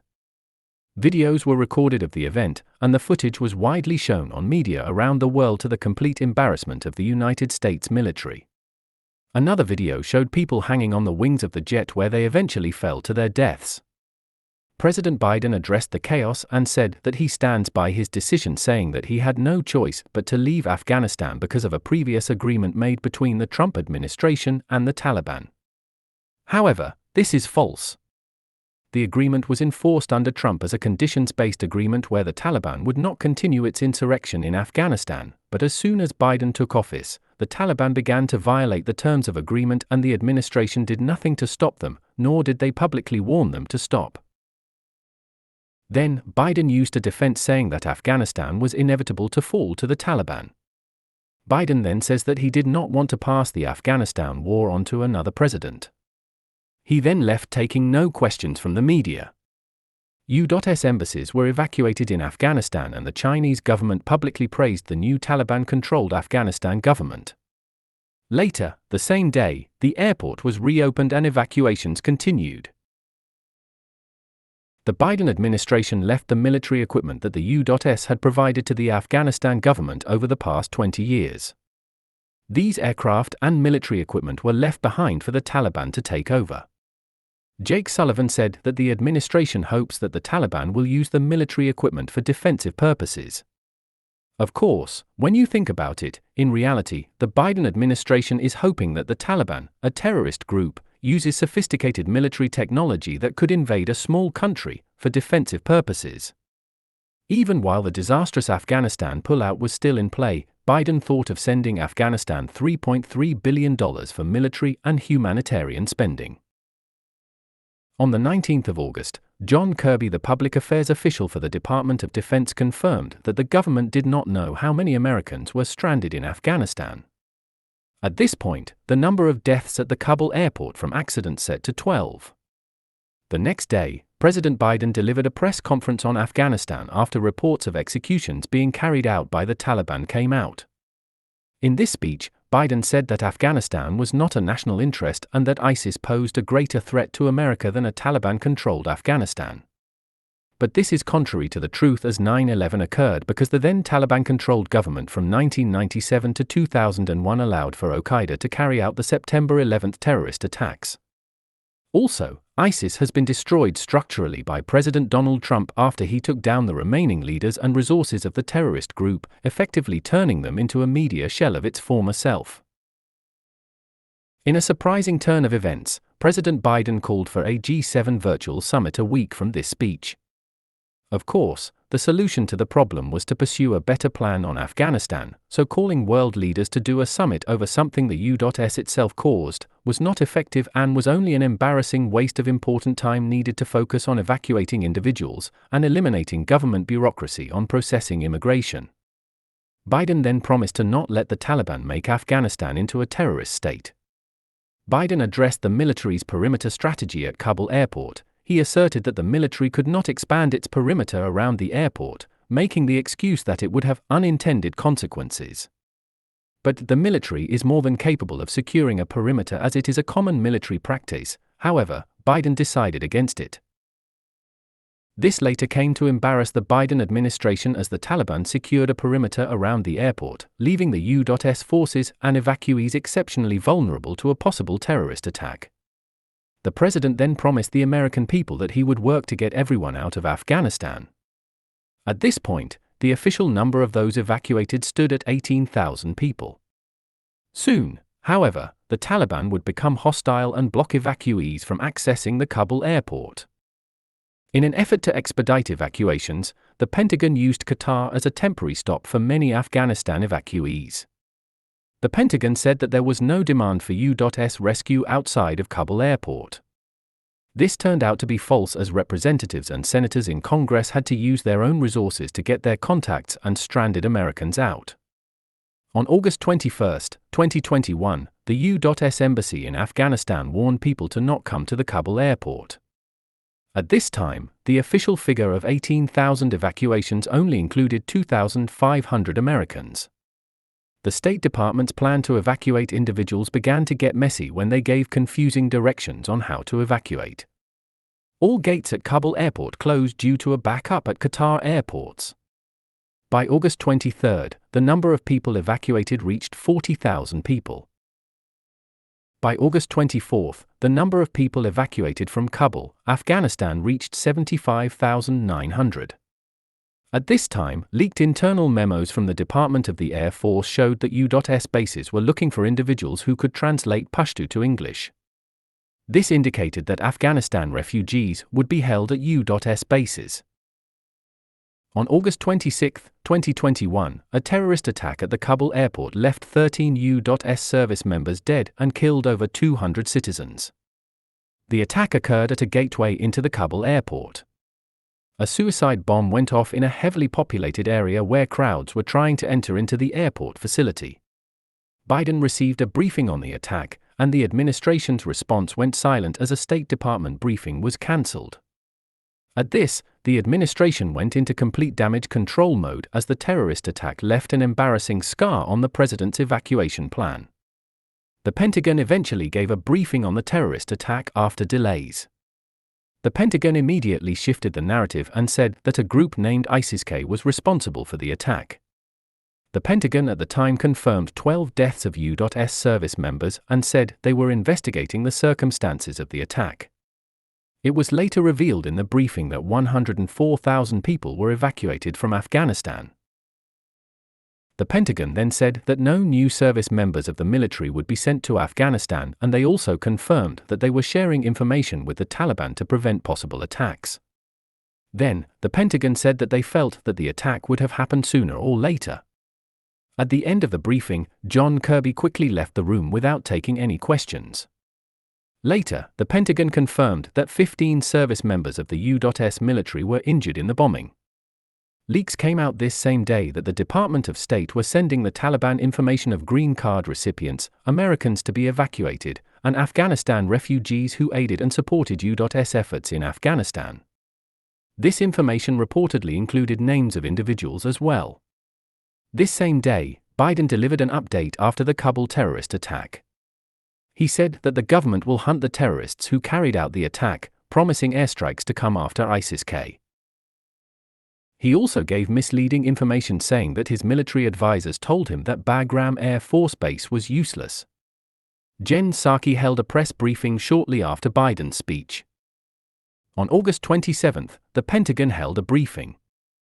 General William D. Taylor spoke at this briefing and said that he did not think that the U.S. was sharing information with the Taliban as news reports were saying. It was confirmed that 5,000 U.S. troops remained as the operation was coming to a close. Jen Psaki held another press briefing revealing that Afghanistan refugees would be receiving coronavirus vaccinations. It was also confirmed that some Afghanistan refugees would be relocated to the United States. On August 29, the bodies of the slain service members from the Kabul terrorist attack arrived in the U.S. President Biden, First Lady Dr. Jill Biden, and Secretary of Defense Lloyd Austin attended the honorary event for the slain service members. That same day, the U.S. announced that a drone strike was taken on an ISIS-K truck containing explosives. Biden also met with the family members of the 13 slain service members where he received negative comments from the family members. On August 30, the final transport left Afghanistan and the evacuation mission came to an end. In a confusing move, the administration decided to leave the service dogs behind in Afghanistan. Other military equipment used for the evacuation was also left behind. August 31, 2021. The mission in Afghanistan came to a close. President Biden addressed the nation and confirmed that the mission had ended. The president celebrated the 20,000 people evacuated, calling it the greatest airlift in history. Biden then immediately shifted to his defensive mode. Biden said that the Afghanistan military failed to stop the Taliban. But when the president announced the United States would leave Afghanistan, their military lost the morale to fight. Biden then said that his administration urged Americans to leave Afghanistan, saying that 100 to 200 Americans remained. He then said that 90% of Americans who were able to leave have left. The president promised to get the remaining Americans out of Afghanistan. Biden then blamed President Trump for the deal with the Taliban and confirmed that 5,500 Americans were evacuated from Afghanistan. He took responsibility for his actions which led up to the Afghanistan chaos. Lastly, Biden said that the United States was not done with ISIS-K yet. After speaking about airstrikes on ISIS-K, Jen Psaki held a press briefing after the president's speech. She was questioned about a man who helped then-Senator Biden in an accident that occurred in Afghanistan and why he had not been evacuated yet. Jen Psaki then thanked that man who helped Biden. It took until October 12 to evacuate the man and his family from Afghanistan, in which he expressed thanks to the administration for saving his life. The airstrike that the government said was taken out against an ISIS-K vehicle filled with explosives was actually a vehicle with 3 adults and 7 children that had nothing to do with terrorism. The military received faulty intel, which they jumped the gun on. All the individuals in the vehicle died. On September 28, the first of a few Senate Armed Services Committee hearings took place. Joint Chiefs Mark Milley, General McKenzie, and Secretary of Defense Lloyd Austin were all asked about their involvement in the Afghanistan withdrawal. During the hearings, Lloyd Austin gave wordy answers that didn't get to the point. Republicans had to break down his answers in order to get him to give them actual information. However, Mark Milley and General McKenzie gave clear answers to the questions they were given. The answers they gave confirmed that President Biden lied about Al-Qaeda not being present in Afghanistan. Their answers also showed that there was an effort made by military advisors to convince the president to keep Bagram Air Force Base. Bagram is a secure Air Force base and has a much larger and more secure airfield than the airport used in the Afghanistan evacuation. In the end, Biden left Bagram Air Force Base against the sound advice of military advisors. McKenzie said that there was no pressure to pursue an airstrike which killed 10 people, including 7 children, and took responsibility for the failure. He also contradicted the president in saying that the U.S. withdrawal from Afghanistan weakened morale in the Afghan military. Biden said that the military failed to defend itself and that corruption weakened them, but in reality, the United States failed on its commitments. Lloyd Austin confirmed that there was no plan to re-enter Afghanistan if there was a need to. It was also assessed that Donald Trump's plan for withdrawal was conditions-based, whereas Biden's was set to a specific date. Austin also confirmed that the Biden administration was the one that set the initial withdrawal date to September 11, later bringing it down to August 31. Milley said that it is harder now for the military to stop terrorism and says that it's too early to tell when responding to if the United States is at greater risk for terrorist attacks. McKenzie said that Al-Qaeda maintains a position in Afghanistan and that the terrorist threat has metastasized. Milley then said that the Afghanistan withdrawal has led to a significant decrease in intelligence capabilities in Afghanistan. He also said that staying past August 31, by the time the Taliban would start setting up its government, would pose a risk to U.S. service members. Lloyd Austin was asked about potential security risks to the United States if the Taliban or some other country reverse engineers U.S. equipment left in Afghanistan to use against the United States. The secretary said that the military would assess any vulnerabilities and make proper changes. Finally, McKenzie said that he wished the evacuations began sooner and that the State Department had done a better job on evacuation notifications. Since the exit from Afghanistan, the Taliban has formed the Islamic Emirate of Afghanistan and has taken away women's rights to education, freedom of speech, expression, forced women to wear hijabs, and has degraded their legal recourse. Also, women can no longer go to places by themselves unless accompanied by a man. The Taliban have destroyed the legal system, which brings a risk of presumptuously declaring someone guilty without them being proven guilty. Thus, beheadings and executions will be done on innocent people. The new government is actively searching for former government officials to make an example of. Freedom of speech has been destroyed, as any pushback against the new government will lead to possible execution. Finally, the Taliban has banned music. Terrorism in Afghanistan has increased since the U.S. left Afghanistan.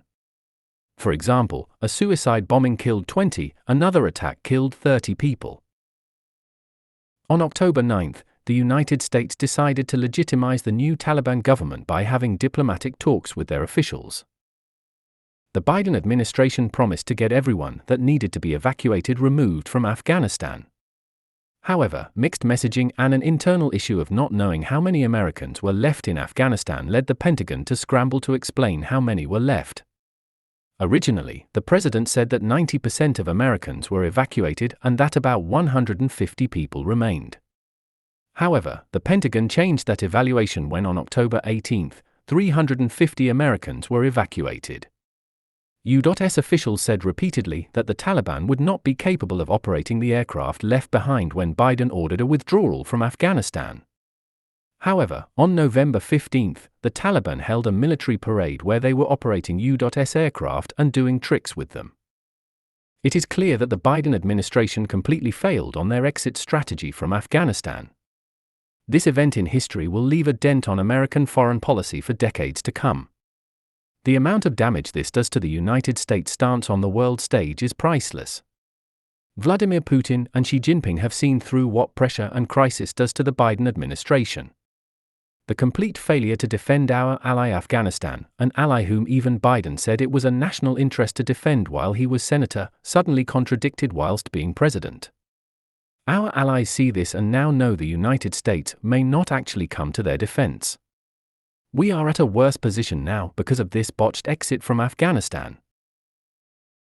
Afghanistan, once a promising country, brought out of the extremist jihad, will soon be brainwashed into joining terrorist groups and eventually, the United States will be open once more to a future terrorist attack as Afghanistan becomes a terrorist haven.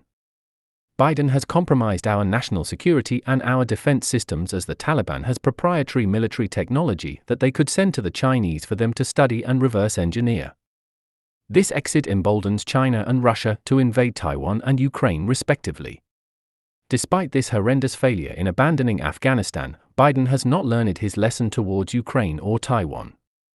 The president continues to move against defending these nations with U.S. forces as Russia and China threaten an invasion.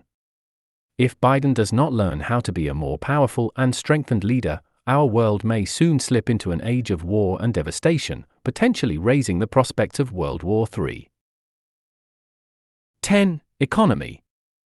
The Biden administration started after the height of the coronavirus pandemic.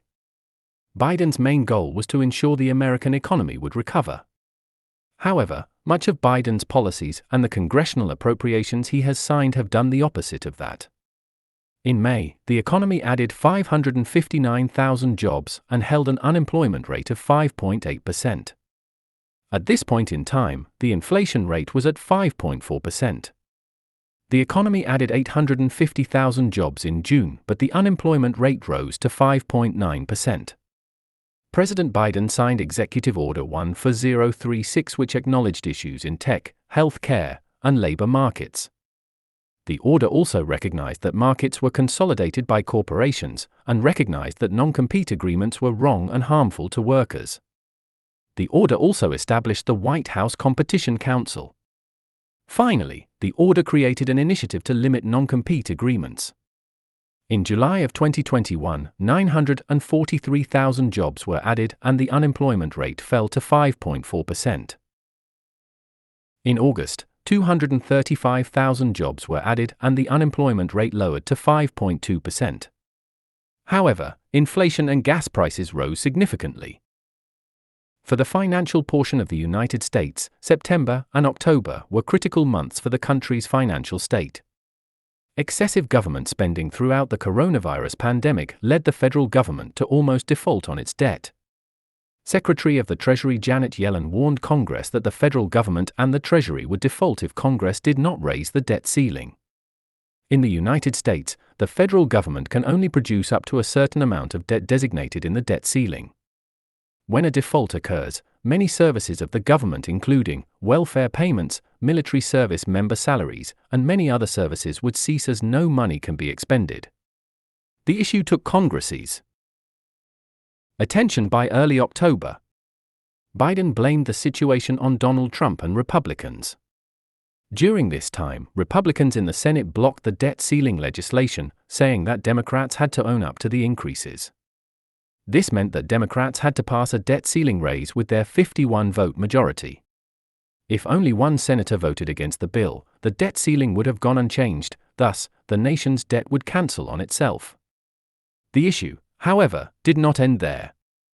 The Democrats were able to get some Republican votes, yet, the next vote, in 6 weeks' time, garnered no Republican votes.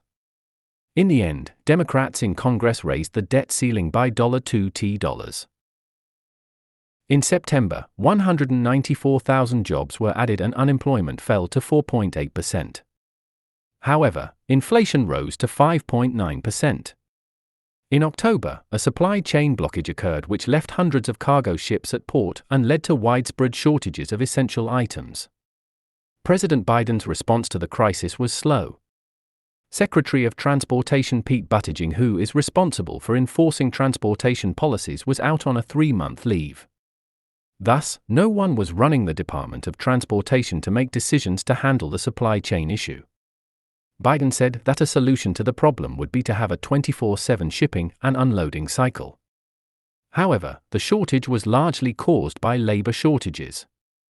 Buttigieg said that the supply chain shortage would linger into 2022. Also, 531,000 jobs were added in this month and the unemployment rate fell to 4.6%. The economy in November was in bad shape. Inflation led to rising prices of foods and necessities as well as widespread supply shortages across the United States. Gas prices soared and food distribution costs brought fruits and vegetable prices up, even leading to a frozen food shortage. Biden took action to solve the problem. However, he actually contradicted it. Biden ordered the federal government to investigate whether or not corruption and illegal conduct had anything to do with the rising prices of gas.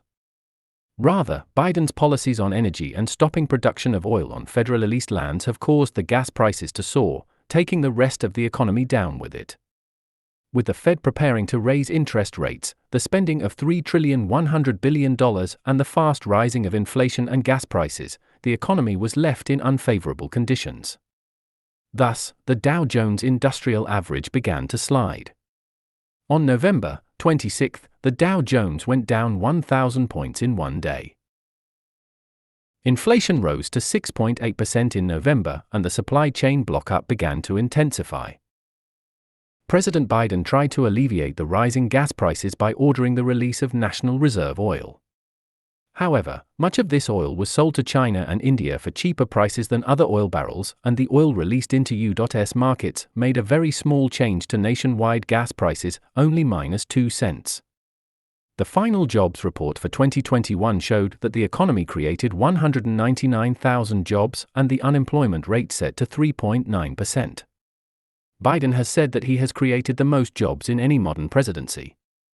Although it is true that 6 million jobs were created under Biden's first year as president, the economy still has less of the amount of jobs and low unemployment under his predecessor President Trump.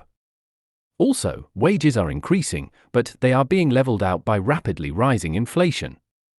Biden has simply recovered the jobs lost during COVID, but statistically the economy is still in worse shape than during Trump's presidency. The economy is certainly not a strong point for President Biden. Excessive spending from Trump's last year in office, $6T, and Biden's first year in office, $3.1T, have led to the poor economic conditions we are facing. Interest rates are anticipated to rise, and the stock market will begin to react. Biden's policies on the energy sector are responsible for the increasing inflation and gas prices. The cost of living is up, and the costs to produce items are also rising. Biden has not tried to address inflation as much as he could have in his first year.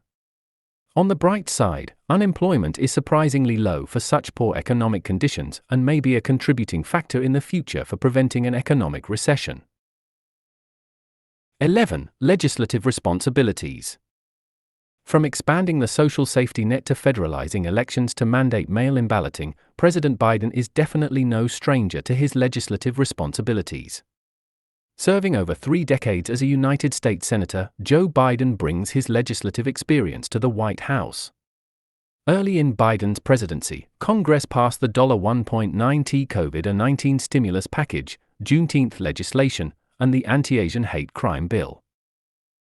Biden and Congress have spent around $3.1 trillion alone in 2021. Biden's Build Back Better and Freedom to Vote Act have both been stalled. Senator Joe Manchin will not vote for Build Back Better, a $2.5t social safety net human infrastructure package. This is due to the excessive child tax credit provision and the rising inflation rate caused by the over $9.1 of spending from the past 2 years. The Freedom to Vote Act cannot pass the Senate unless Congress removes the Senate filibuster rule. For years, especially during President Trump's term, Democrats used the filibuster and have even protected it from revision in the past.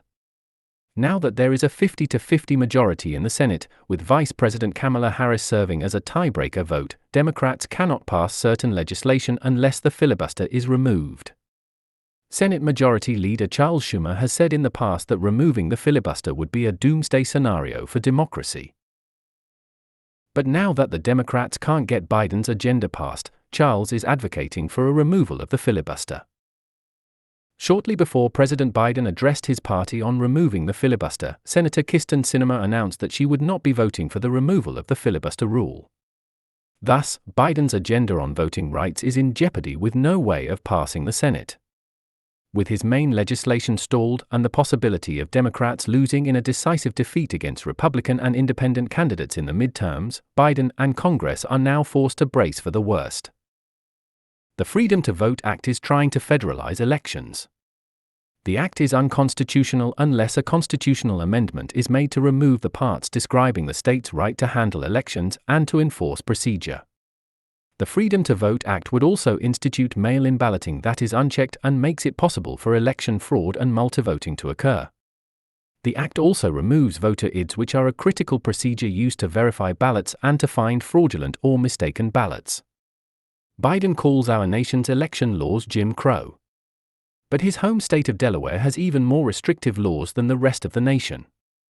There will be absolutely no Republican support for the Freedom to Vote Act. Thus, it will not survive filibuster rules, and since the filibuster cannot be removed, the voting rights portion of Biden's agenda is at a full stop. On November 6, the House passed the final version of the bipartisan infrastructure bill after passing in the Senate. The total cost of the legislation was $1.2 t. Much of the spending of the bipartisan infrastructure bill is not on actual infrastructure. The bill does, however, have funding to replace lead pipes and upgrade internet infrastructure. China has threatened Taiwan with a full invasion of the country. As it is, the U.S. has important financial and manufacturing ties to Taiwan. With most business in the semiconductor industry being done in China, the U.S. has tried to use the Taiwanese markets as an alternative source for this technology. However, if China invades Taiwan, the U.S. will be forced to do business with China. Congress has proposed a $250 billion spending package, along with new policies to try to move the semiconductor business out of Taiwan and into the United States. In December, Congress passed a government funding bill that will stop a government shutdown until February 18, 2022. The funding also provides $7 billion in relief funds for the Islamic Emirate of Afghanistan. To stop a debt default, the Congress passed a $2.5 t increase of the debt limit. This increase will last until 2023, when a debt default could occur. The increase received no Republican votes and was done along party lines. 12. Transparency. During the first year of Biden's presidency, it was increasingly harder and harder for the media to ask questions to President Biden. From the start, the White House and Biden have avoided the media at all times.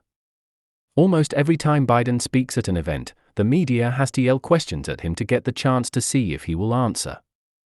Biden has only done a few formal press conferences, his first one taking a full 2 months and 5 days after being sworn in to take place. Biden has become increasingly hostile towards reporters who ask him tough questions. He usually will question whether the reporter is actually qualified for asking questions or take some kind of personal jab against them by questioning their intelligence. Another tactic Biden likes to use is when he is asked a question, he gives a vague, one-word answer or simply says, "We'll talk about that later," where he never follows up. The latest tactic used by the White House began in September when Biden used the Eisenhower Executive Building set for a booster shot event. However, since then, Biden has increasingly used the set for speeches and events. The previous president has used the set a few times before, but since December, almost all of Biden's events are located on the set. When using the set, the White House can easily control the media and move them out of the room before they begin to ask Biden any questions. ABC confirmed that lobbying firms tied to Biden administration officials soared in yearly revenues since the administration began. The firms include those owned by former Biden aides, and a firm previously owned by the White House counselor Steve Ricchetti, which has increased its revenues from $635,000 to $2.4 million. Another firm owned by Ricchetti's brother has also seen an increase in profits. 13. Awkward moments. President Biden has had many awkward moments throughout his presidency. He has a stutter that makes his speeches laughable. From calling his vice president the president, to yelling about random things angrily, Biden is no stranger to making mistakes during his speeches. When President Biden spoke at a Coast Guard graduation speech, he used various jokes that did not get any laughs. Biden reused a joke from Ronald Reagan's speech to Coast Guard graduates, but Biden did not get any laughs from it as Reagan did. In an awkward moment, he called the graduates a dull class and said they were salty. Biden was asked about the reported U.F.Os that were spotted during Obama's administration and whether he knows anything about it. Biden responded saying, "Well, why don't you ask him again?" During a speech Biden gave on the Afghanistan chaos, Vice President Kamala Harris, Secretary of Defense Lloyd Austin, and Secretary of State Antony Blinken all stood behind the president but did not actually say anything. They simply stood there facing toward the media. At one part of the speech, Biden got lost with his numbers and Antony Blinken whispered to the president a figure where he then repeated what the secretary said. In a speech on Build Back Better, Biden left the room where the media had been yelling questions at him. One individual asked about Build Back Better, he received no response, but about 3 seconds later, Biden crept part of his body back into the room to say "Get it to my desk," and then left immediately. Some of the media giggled after this weird reaction. During one speech, Biden closed his statement saying that he thought it was time for some questions. However, the White House cut the feed immediately. On August 26, President Biden delivered an update on Afghanistan after a terrorist attack killed 13 U.S. service members. After a moment of silence for the 13 killed, Biden stared at the camera for several seconds with his eyes and mouth wide open, and then he began to speak at a loss of words. He decided to take questions, and when Peter Doocy asked him several tough questions, the president got irritated and took his booklet and slouched over his hands with the booklet covering his mouth. He then stared up and moved his body up slowly. When Boris Johnson visited the White House and met with President Biden, Johnson was answering questions from the media. Out of nowhere, the White House team randomly interrupted him while he was still speaking. Johnson has a confused look while they moved the media out of the room, ending the meeting abruptly.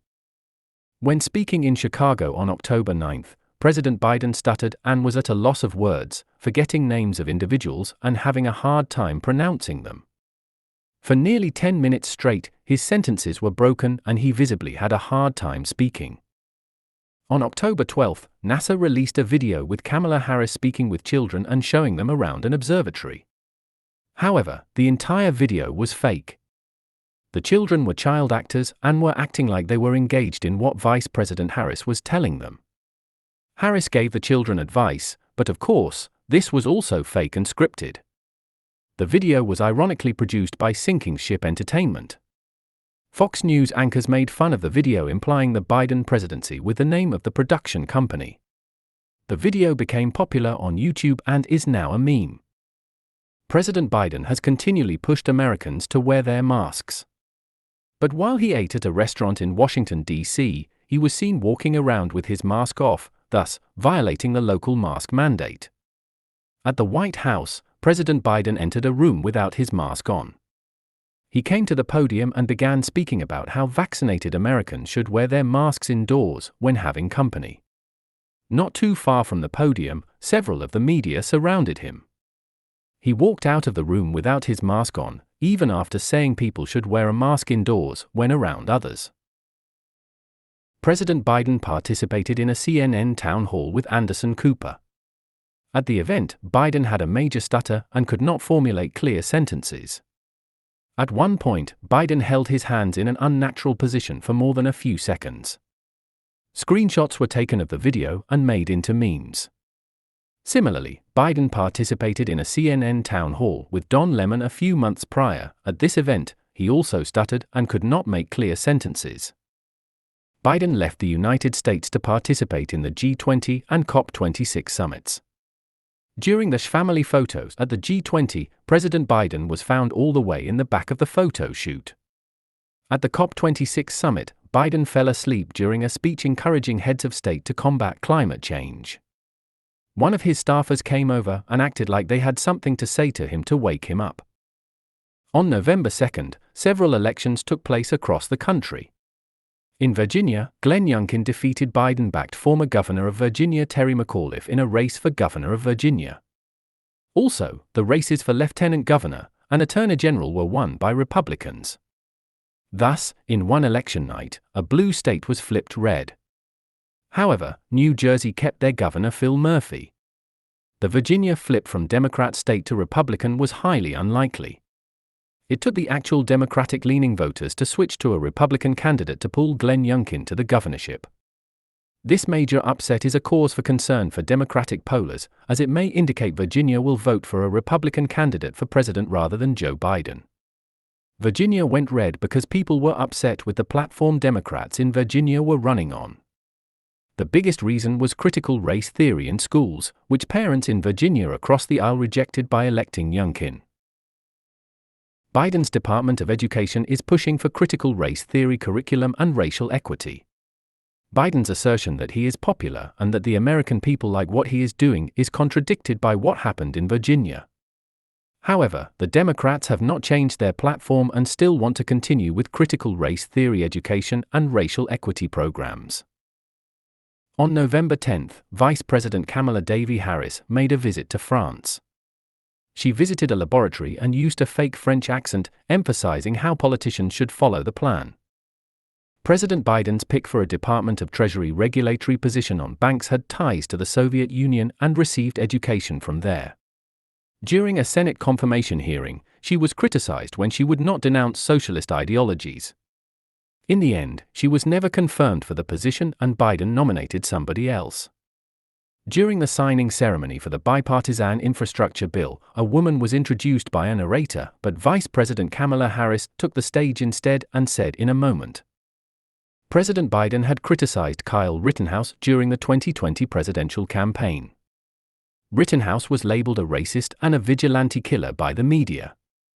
Rittenhouse had killed several individuals at a riot, but the acts were proven as self-defense.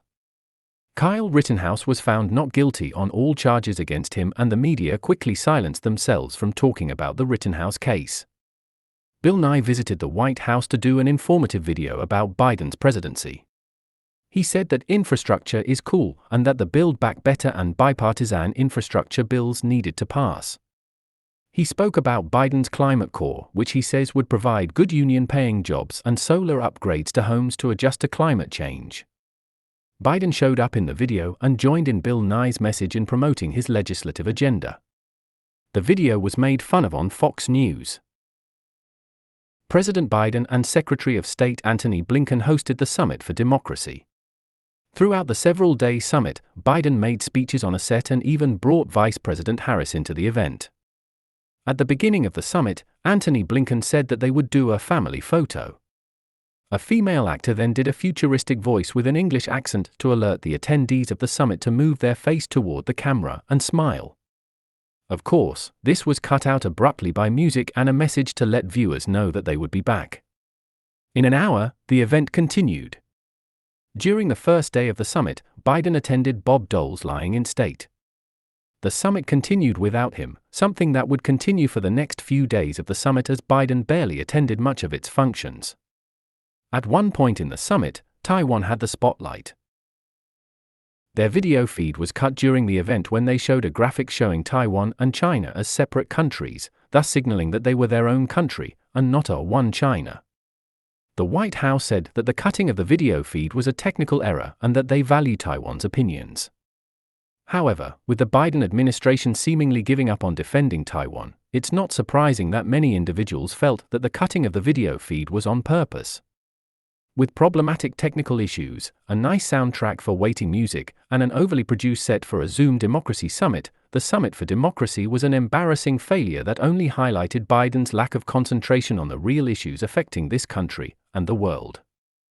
During a speech, Biden stuttered, making him accidentally say, "I've adopted the attitude of the great any at the time when referring to Satchel Paige."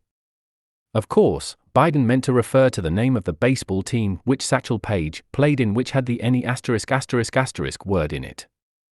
Biden's stutter made it sound like he was calling Satchel Paige the great any at the time. When President Biden visited Kentucky after a devastating tornado destroyed communities, he brought up during a briefing that he was a city councilman before he was a U.S. senator. Biden gave a commencement speech to graduates in South Carolina. In the speech he said that he knew about the Black National Anthem and then said that he learned it from when he went to black churches. Biden throughout the speech said he was a part of the civil rights movement. In a weird moment, Biden said that the only difference between a white entrepreneur and a black entrepreneur is that a black entrepreneur usually doesn't have a lawyer. He also spoke about voting rights and how black neighborhoods are treated differently than white neighborhoods. President Biden was trolled on live television when he took a call from a man who told him at the end of his message, "Merry Christmas and let's go Brandon." Biden then responded with, "I agree, let's go Brandon." The White House immediately cut the phone call and Biden was left alone trying to talk with the caller. "Let's go Brandon" is a viral slogan for deaf Joe Biden. However, the slogan has turned into a less offensive term for pushing back against the Biden administration, and is used among Republican voting populations whom overwhelmingly view the Biden presidency unfavorably. The slogan originated from a NASCAR race where the crowds were cheering Joe Biden, in which an NBC News reporter said that the crowd was cheering "Let's go Brandon." A song came out that was titled "Let's Go Brandon" and has charted various music platforms. By Biden making the mistake of not understanding what the man was saying in the call, he essentially legitimized that "Let's Go Brandon" slogan, bringing it from a NASCAR event to the White House. 14. Hunter Biden. President Biden has a son named Hunter Biden. Hunter Biden has been associated in shady business deals across the world. He has worked with Mexican, Chinese, and Russian businessmen with no real explanation for his gaining of millions of dollars from his business ventures. Joe Biden has even met with some of the people working with his son, and public records show a connection between Biden's foreknowledge of U.S. policy and Hunter Biden's investments. Early in 2020, a laptop owned by Hunter Biden had leaked online. The content of this laptop shows Hunter and his business partners discussing his ventures and also shows his sex adventures with prostitutes and drugs. One of the videos on his laptop shows him openly discussing with a Russian prostitute about problems he's having and how he doesn't have to worry about it because his dad was going to run for president. In October, a report by the Daily Mail alleged that uncovered emails from Hunter Biden's laptop showed a link between then Vice President Biden and Hunter Biden's bank accounts and also ties to Chinese and Russian transactions. Hunter Biden began creating art in 2021, selling his art for $500,000 a painting. Expert art evaluators have evaluated Hunter Biden's artwork at much less of the asking price that he sells his artwork for. Thus, it has been alleged that Hunter may be selling his artwork as a means to process briberies or money that has been saved for him to cash in on. The art house that Hunter is using to sell his artwork has previously received federal grants. The White House has said they made an agreement where Hunter Biden would not know who was buying his artwork, but still, President Biden could find out. Thus, he could see who is purchasing the paintings and may impact public policy for that individual. Of course, that is just an assumption. Most likely, Hunter is washing the money that he is owed for his business dealings with regards to China and Russia.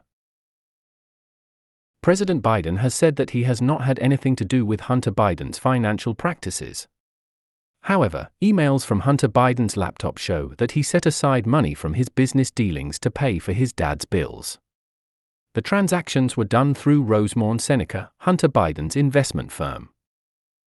Hunter Biden used an investment firm that he founded along with the former Secretary of State John Kerry's stepson Christopher Hines and another individual named Devon Archer. One of the founders, Devon Archer, was found guilty of committing fraud against Native American tribes, payroll fraud, and other financial fraud. Some of Rosemont Seneca's affiliates were frequently given trips to the White House during Obama's administration.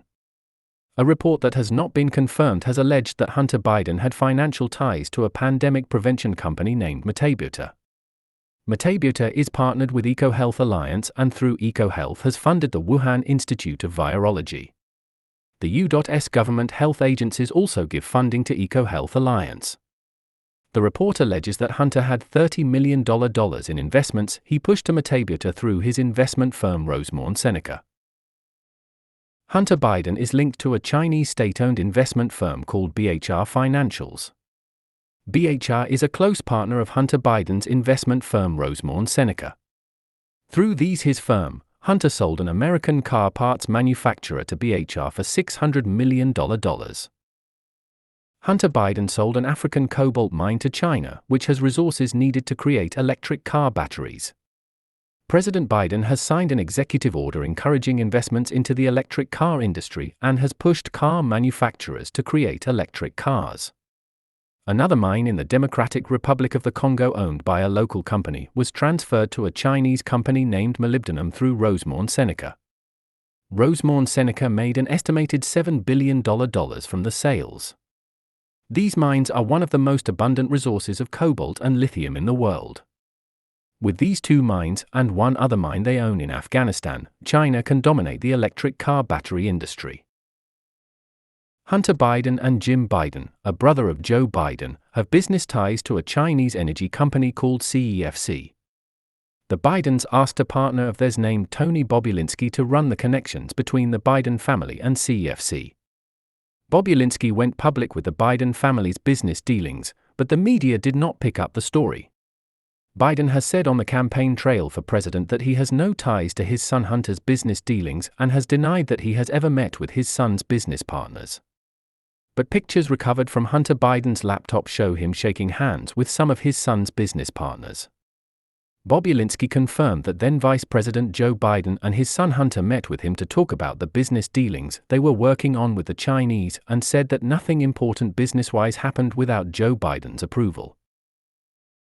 Hunter Biden and Bobulinski formed the company Sinohawk Holdings, LLC. The company was used to sell infrastructure-based projects to Chinese companies from the United States and other countries. He gave another company called Oneida Holdings, LLC a 50% ownership to the Bidens. A Chinese businessman, Yi Jianming, who happens to own CEFC, owned 50% of Sinohawk Holdings, LLC. He also has a 50% stake of a Delaware company, Hudson West for LLC. Delaware is the home state of Joe Biden and his family. Yi Jianming also gave Hunter Biden a 3.16-carat diamond and wired $6 million to a Hunter Biden Bobulinski-owned company. An unconfirmed report says that the Bidens gained ties to CEFC through a former Clinton administration official, Rob Walker, whose wife served for Jill Biden's second lady office during Barack Obama's term as president. Hunter Biden had a habit of bringing people he was doing business with to Washington, D.C. to introduce them to Joe Biden. This contradicts Biden's repeated denial that he never met with his son's business partners. 15. Impeachment of Joseph R. Biden. There is currently an effort to impeach the President of the United States, Joseph R. Biden Jr. There are currently 7 articles of impeachment against President Biden and 1 against Vice President Harris. The first article is for abuse of power by enabling bribery and other high crimes and misdemeanors. Introduced by Representative Marjorie Taylor Greene, the article is for his use of power as Vice President of the United States under President Obama, where he allowed his son Hunter Biden to influence domestic policy of a foreign nation and accept benefits from foreign nationals in exchange for favors. The second article is for high crimes and misdemeanors. Introduced by Representative Bob Gibbs. The third article is for high crimes and misdemeanors. Introduced by Representative Randy Weber. The fourth article is for high crimes and misdemeanors of betrayal to the public trust. Introduced by Representative Lauren Boebert. The fifth article is for endangering the security of the United States and countering the will of Congress and other high crimes and misdemeanors. Introduced by Representative Marjorie Taylor Greene. The sixth article is for usurping Congress's legislative authority and willfully circumventing the express guidance of the United States Supreme Court by extending the COVID-19 eviction moratorium and other high crimes and misdemeanors. Introduced by Representative Marjorie Taylor Greene, the seventh and final article is for dereliction of duty by leaving behind thousands of American civilians and Afghan allies, along with numerous taxpayer-financed weapons and military equipment, endangering the lives of the American people and the security of the United States. Introduced by Marjorie Taylor Greene. The only article of impeachment against Vice President Kamala Harris is for high crimes and misdemeanors of betrayal of public trust. Introduced by Representative Lauren Boebert. The article says that by supporting the Afghanistan pullout carried out by President Biden, she neglected her duties as vice president to use the 25th Amendment to remove President Biden due to his clear inability to effectively and competently handle the duties as commander-in-chief. And that the president has demonstrated memory issues by forgetting the name of the Pentagon, Department of Defense, and Secretary of Defense. Also by refusing to take a cognitive test requested by Congress, and the article says that by not invoking the 25th Amendment, Kamala Harris violated the public trust. The article uses polling data to show how Americans have distrust in President Biden and the Afghanistan pullout, but this is not a concrete piece of evidence to support that the American people have a distrust in the president. Then it leads on to say that the pullout that Kamala Harris supported led to the Taliban taking over Afghanistan. Finally, it says that the vice president used her Singapore trip to avoid the Afghanistan crisis. 16. Kamala Harris as acting president. President Biden underwent a colonoscopy on November 19. Kamala Harris became acting president during the duration of Biden's checkup. She did not sign any executive orders or make any reported actions.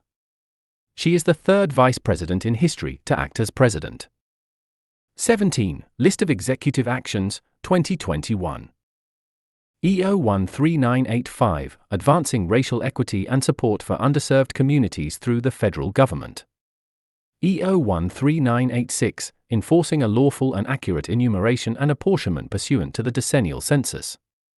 EO 13987, Organizing and Mobilizing the United States Government to provide a unified and effective response to combat COVID-19 and to provide United States leadership on global health and security. EO 13988, Preventing and Combating Discrimination on the Basis of Gender Identity or Sexual Orientation. EO 13989, Ethics Commitments by Executive Branch Personnel. EO 13990, Protecting Public Health and the Environment and Restoring Science to Tackle the Climate Crisis. EO 13991, Protecting the Federal Workforce and Requiring Mask Wearing. EO 13992, Revocation of Certain Executive Orders Concerning Federal Regulation. EO 13993, Revision of Civil Immigrant Enforcement Policies and Priorities. EO 13994, Ensuring a Data-Driven Response to COVID-19 and Future High-Consequence Public Health Threats. EO 13995, Ensuring an Equitable Pandemic Response and Recovery. EO 13996, Establishing the COVID-19 Pandemic Testing Board and Ensuring a Sustainable Public Health Workforce for COVID-19 and Other Biological Threats. EO 13997, Improving and Expanding Access to Care and Treatments for COVID-19. EO 13998, Promoting COVID-19 Safety in Domestic and International Travel.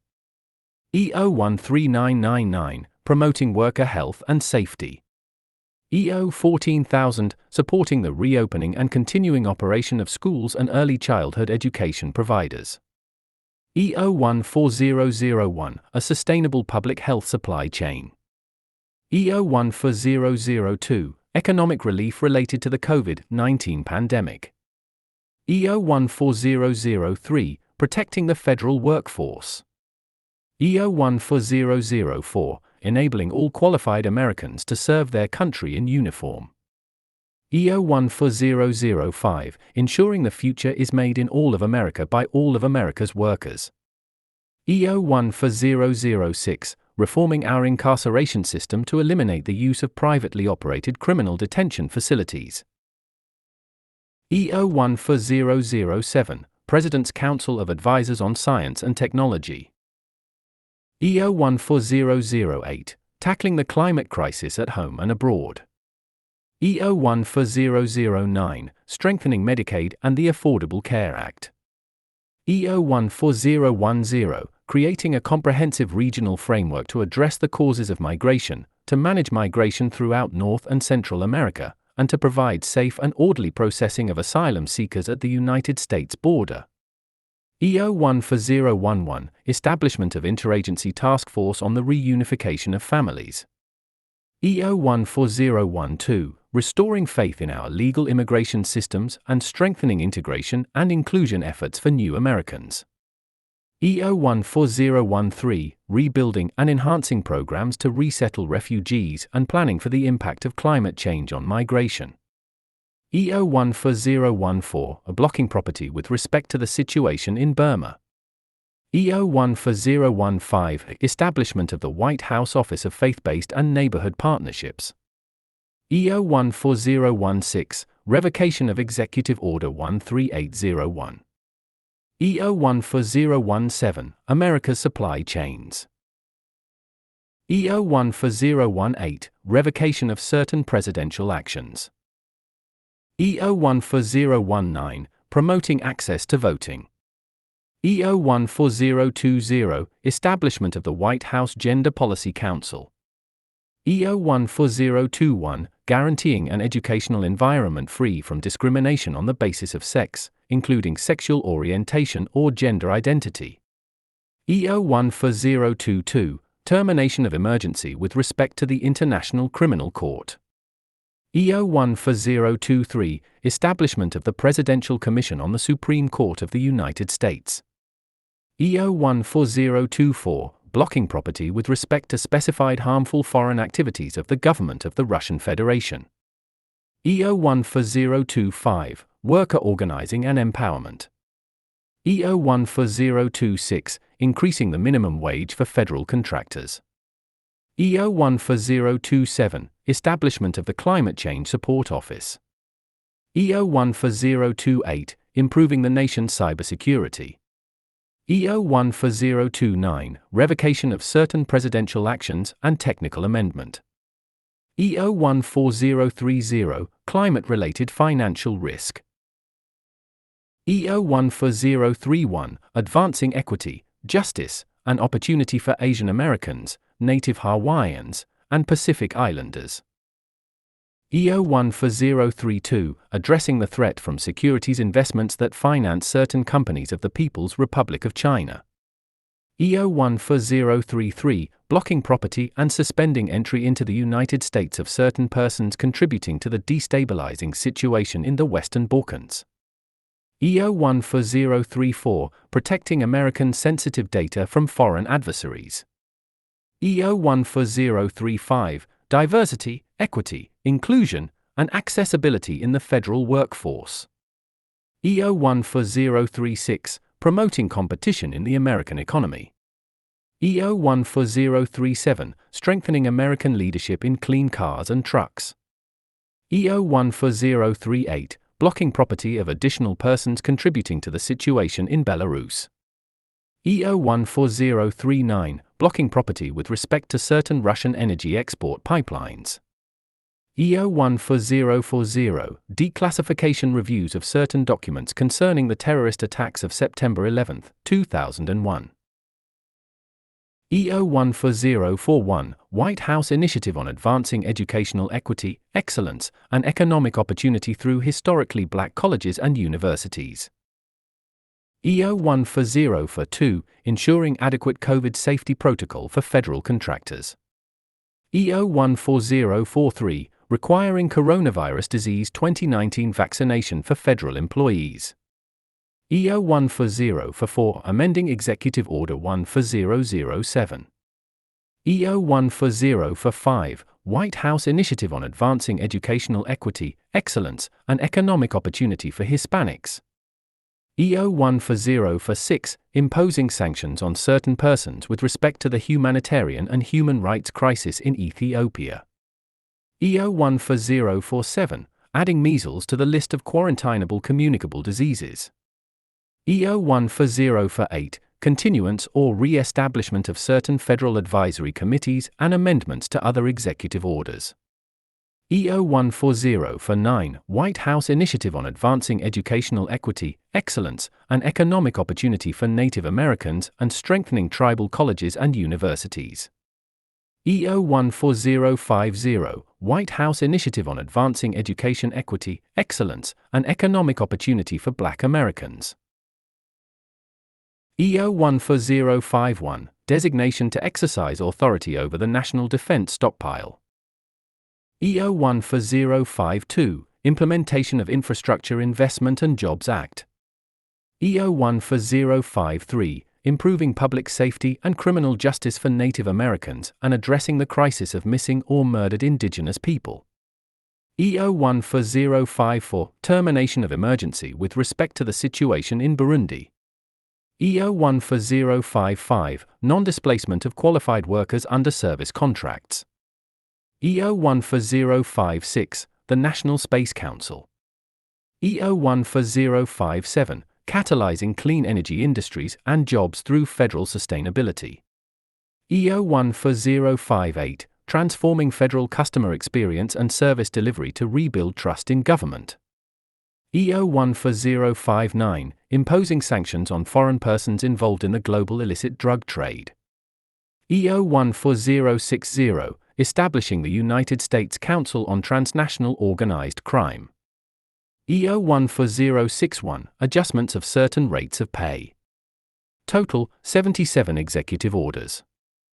18. What to expect in 2022. What should you expect from the second year of President Joseph R. Biden's term? First and foremost is foreign policy. After the Afghanistan pullout, China and Russia were emboldened to make their moves on other democracies.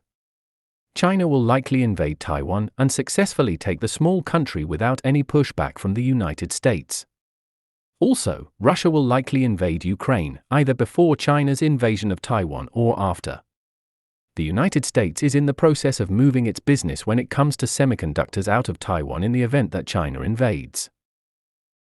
Taiwan is a critical nation as it is the world's second best resource for semiconductors, behind China.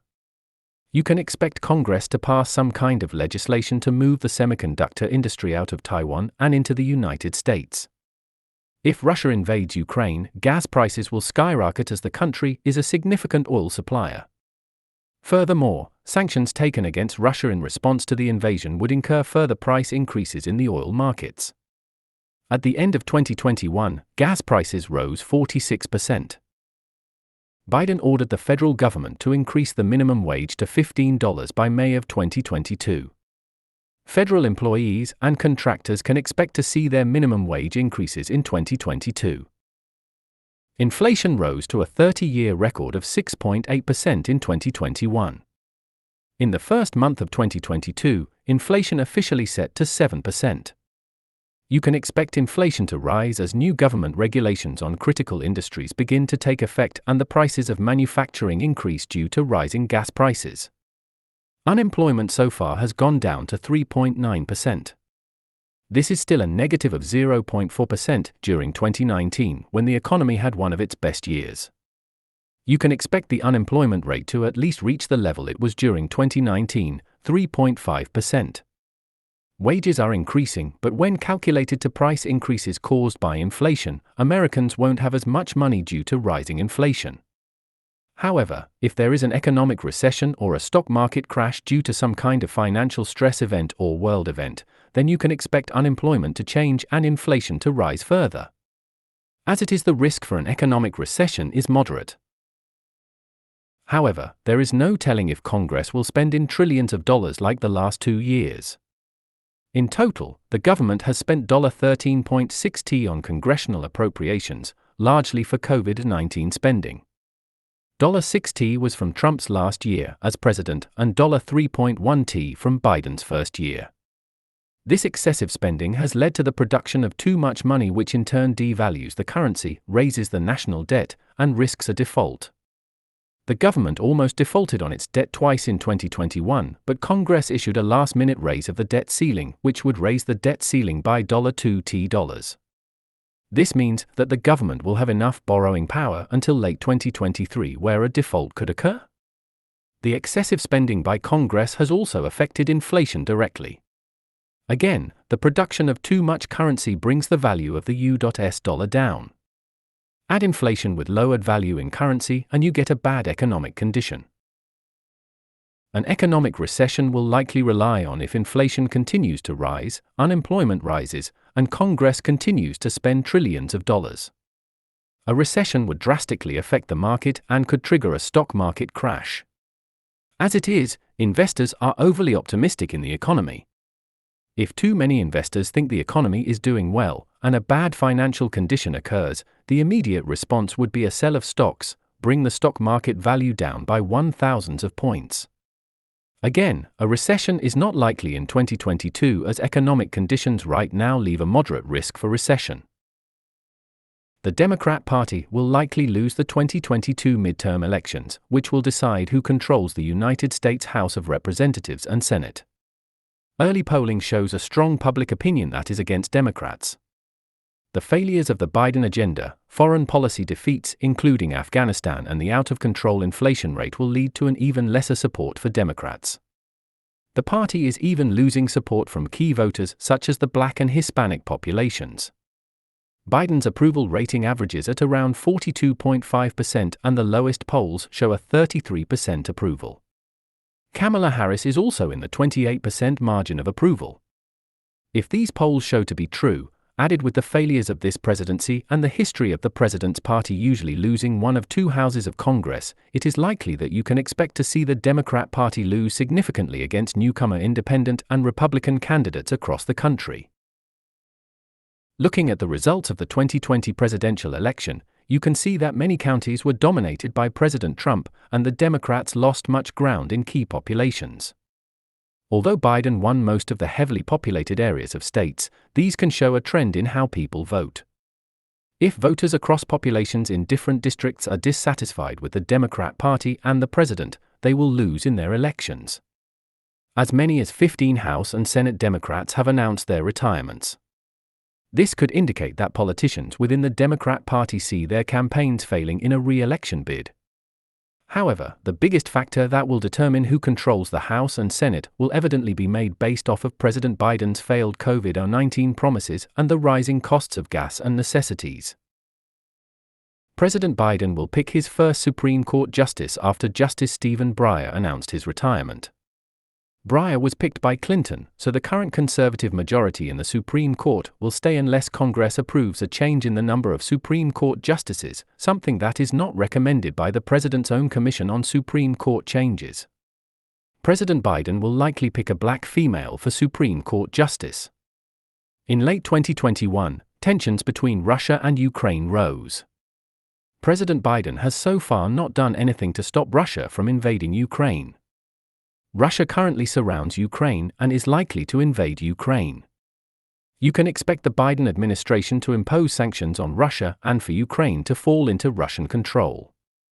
Expect gas prices to rise when the U.S. sanctions Russia as they are a source for oil, whereas the United States stopped being energy independent since Biden took office and shut down the Keystone Pipeline. You can expect China to invade Taiwan after the 2022 Beijing Olympics. China will be emboldened after Russia invades Ukraine and when they see the United States not take any military action against Russia for it. China sees the United States' current leadership as weak and unconcerned with foreign policy. This came to be after the disastrous Afghanistan pullout and Biden's failure to secure Ukraine while Russia was forming a barrier around the country. Taiwan is not capable of defending itself without U.S. support. Joe Biden has already said that the U.S. will not get involved with the tensions between Taiwan and China, citing a One China policy. Thus, China has already amassed 3 nuclear submarines, multiple warships capable of landing and sending aircraft, and has various cruisers that can be used for war. Hundreds of nuclear-capable aircraft are already active in Taiwanese waters and could easily be used for some early victories along Taiwanese land. Countries around the world are seemingly following the U.S. footsteps and are not going to stop China from invading Taiwan. If Ukraine and Taiwan are invaded and the invasion is successful, then that will mean 3 democracies would be lost in Biden's presidency. Afghanistan, formerly the Islamic Republic of Afghanistan, was a democracy with elections, but now, the Islamic Emirate of Afghanistan is a totalitarian government, stripping away women's rights and freedom of speech and expression. Education has been taken away and the people will be surrounded with terrorist activities as Afghanistan will become a terrorist haven. According to military officials, Afghanistan will likely be used by terrorist groups to attack the United States. Ukraine, which is a democracy with elections, will be replaced by a corrupt democracy where elections are rigged and the winners of elections will be those Russia supports and those who are Russian oligarchs and elites. Taiwan, which is a democracy with elections, will be replaced with an extension of Chinese government. Freedom of religion, expression, and speech will be removed. China will issue propaganda to ensure the Taiwanese people become atheists and that they renounce their faiths, or at least the next generation of Taiwanese pursue the Communist Party's way of thinking. Taiwan's history and culture will be demolished as China imposes its culture and forces it upon the next generation of Taiwanese people. Christians, Muslims, Jews, Messianic Jews, and Catholics will be persecuted as China will destroy religious texts such as the Bible, Quran, Talmud, etc. Taiwan will also be given unto corruption and inequality. All elections will be replaced with China's system where candidates are either chosen for elections by the Communist Party of China, or officials are simply appointed. Taiwan would no longer be responsible for itself, but would rely on the People's Republic of China for its leadership. China would censor and take over media in Taiwan and restrict the people's ability to travel out of the country. Forced abortions, sex trafficking and other human rights abuses will take place. 19. Acknowledgements. This essay was created for the glory of God, Jesus Christ, and the Holy Spirit. This essay would not have been possible without His blessing and without the resources He provides. I would like to thank my mom and dad for giving me the resources to create this essay.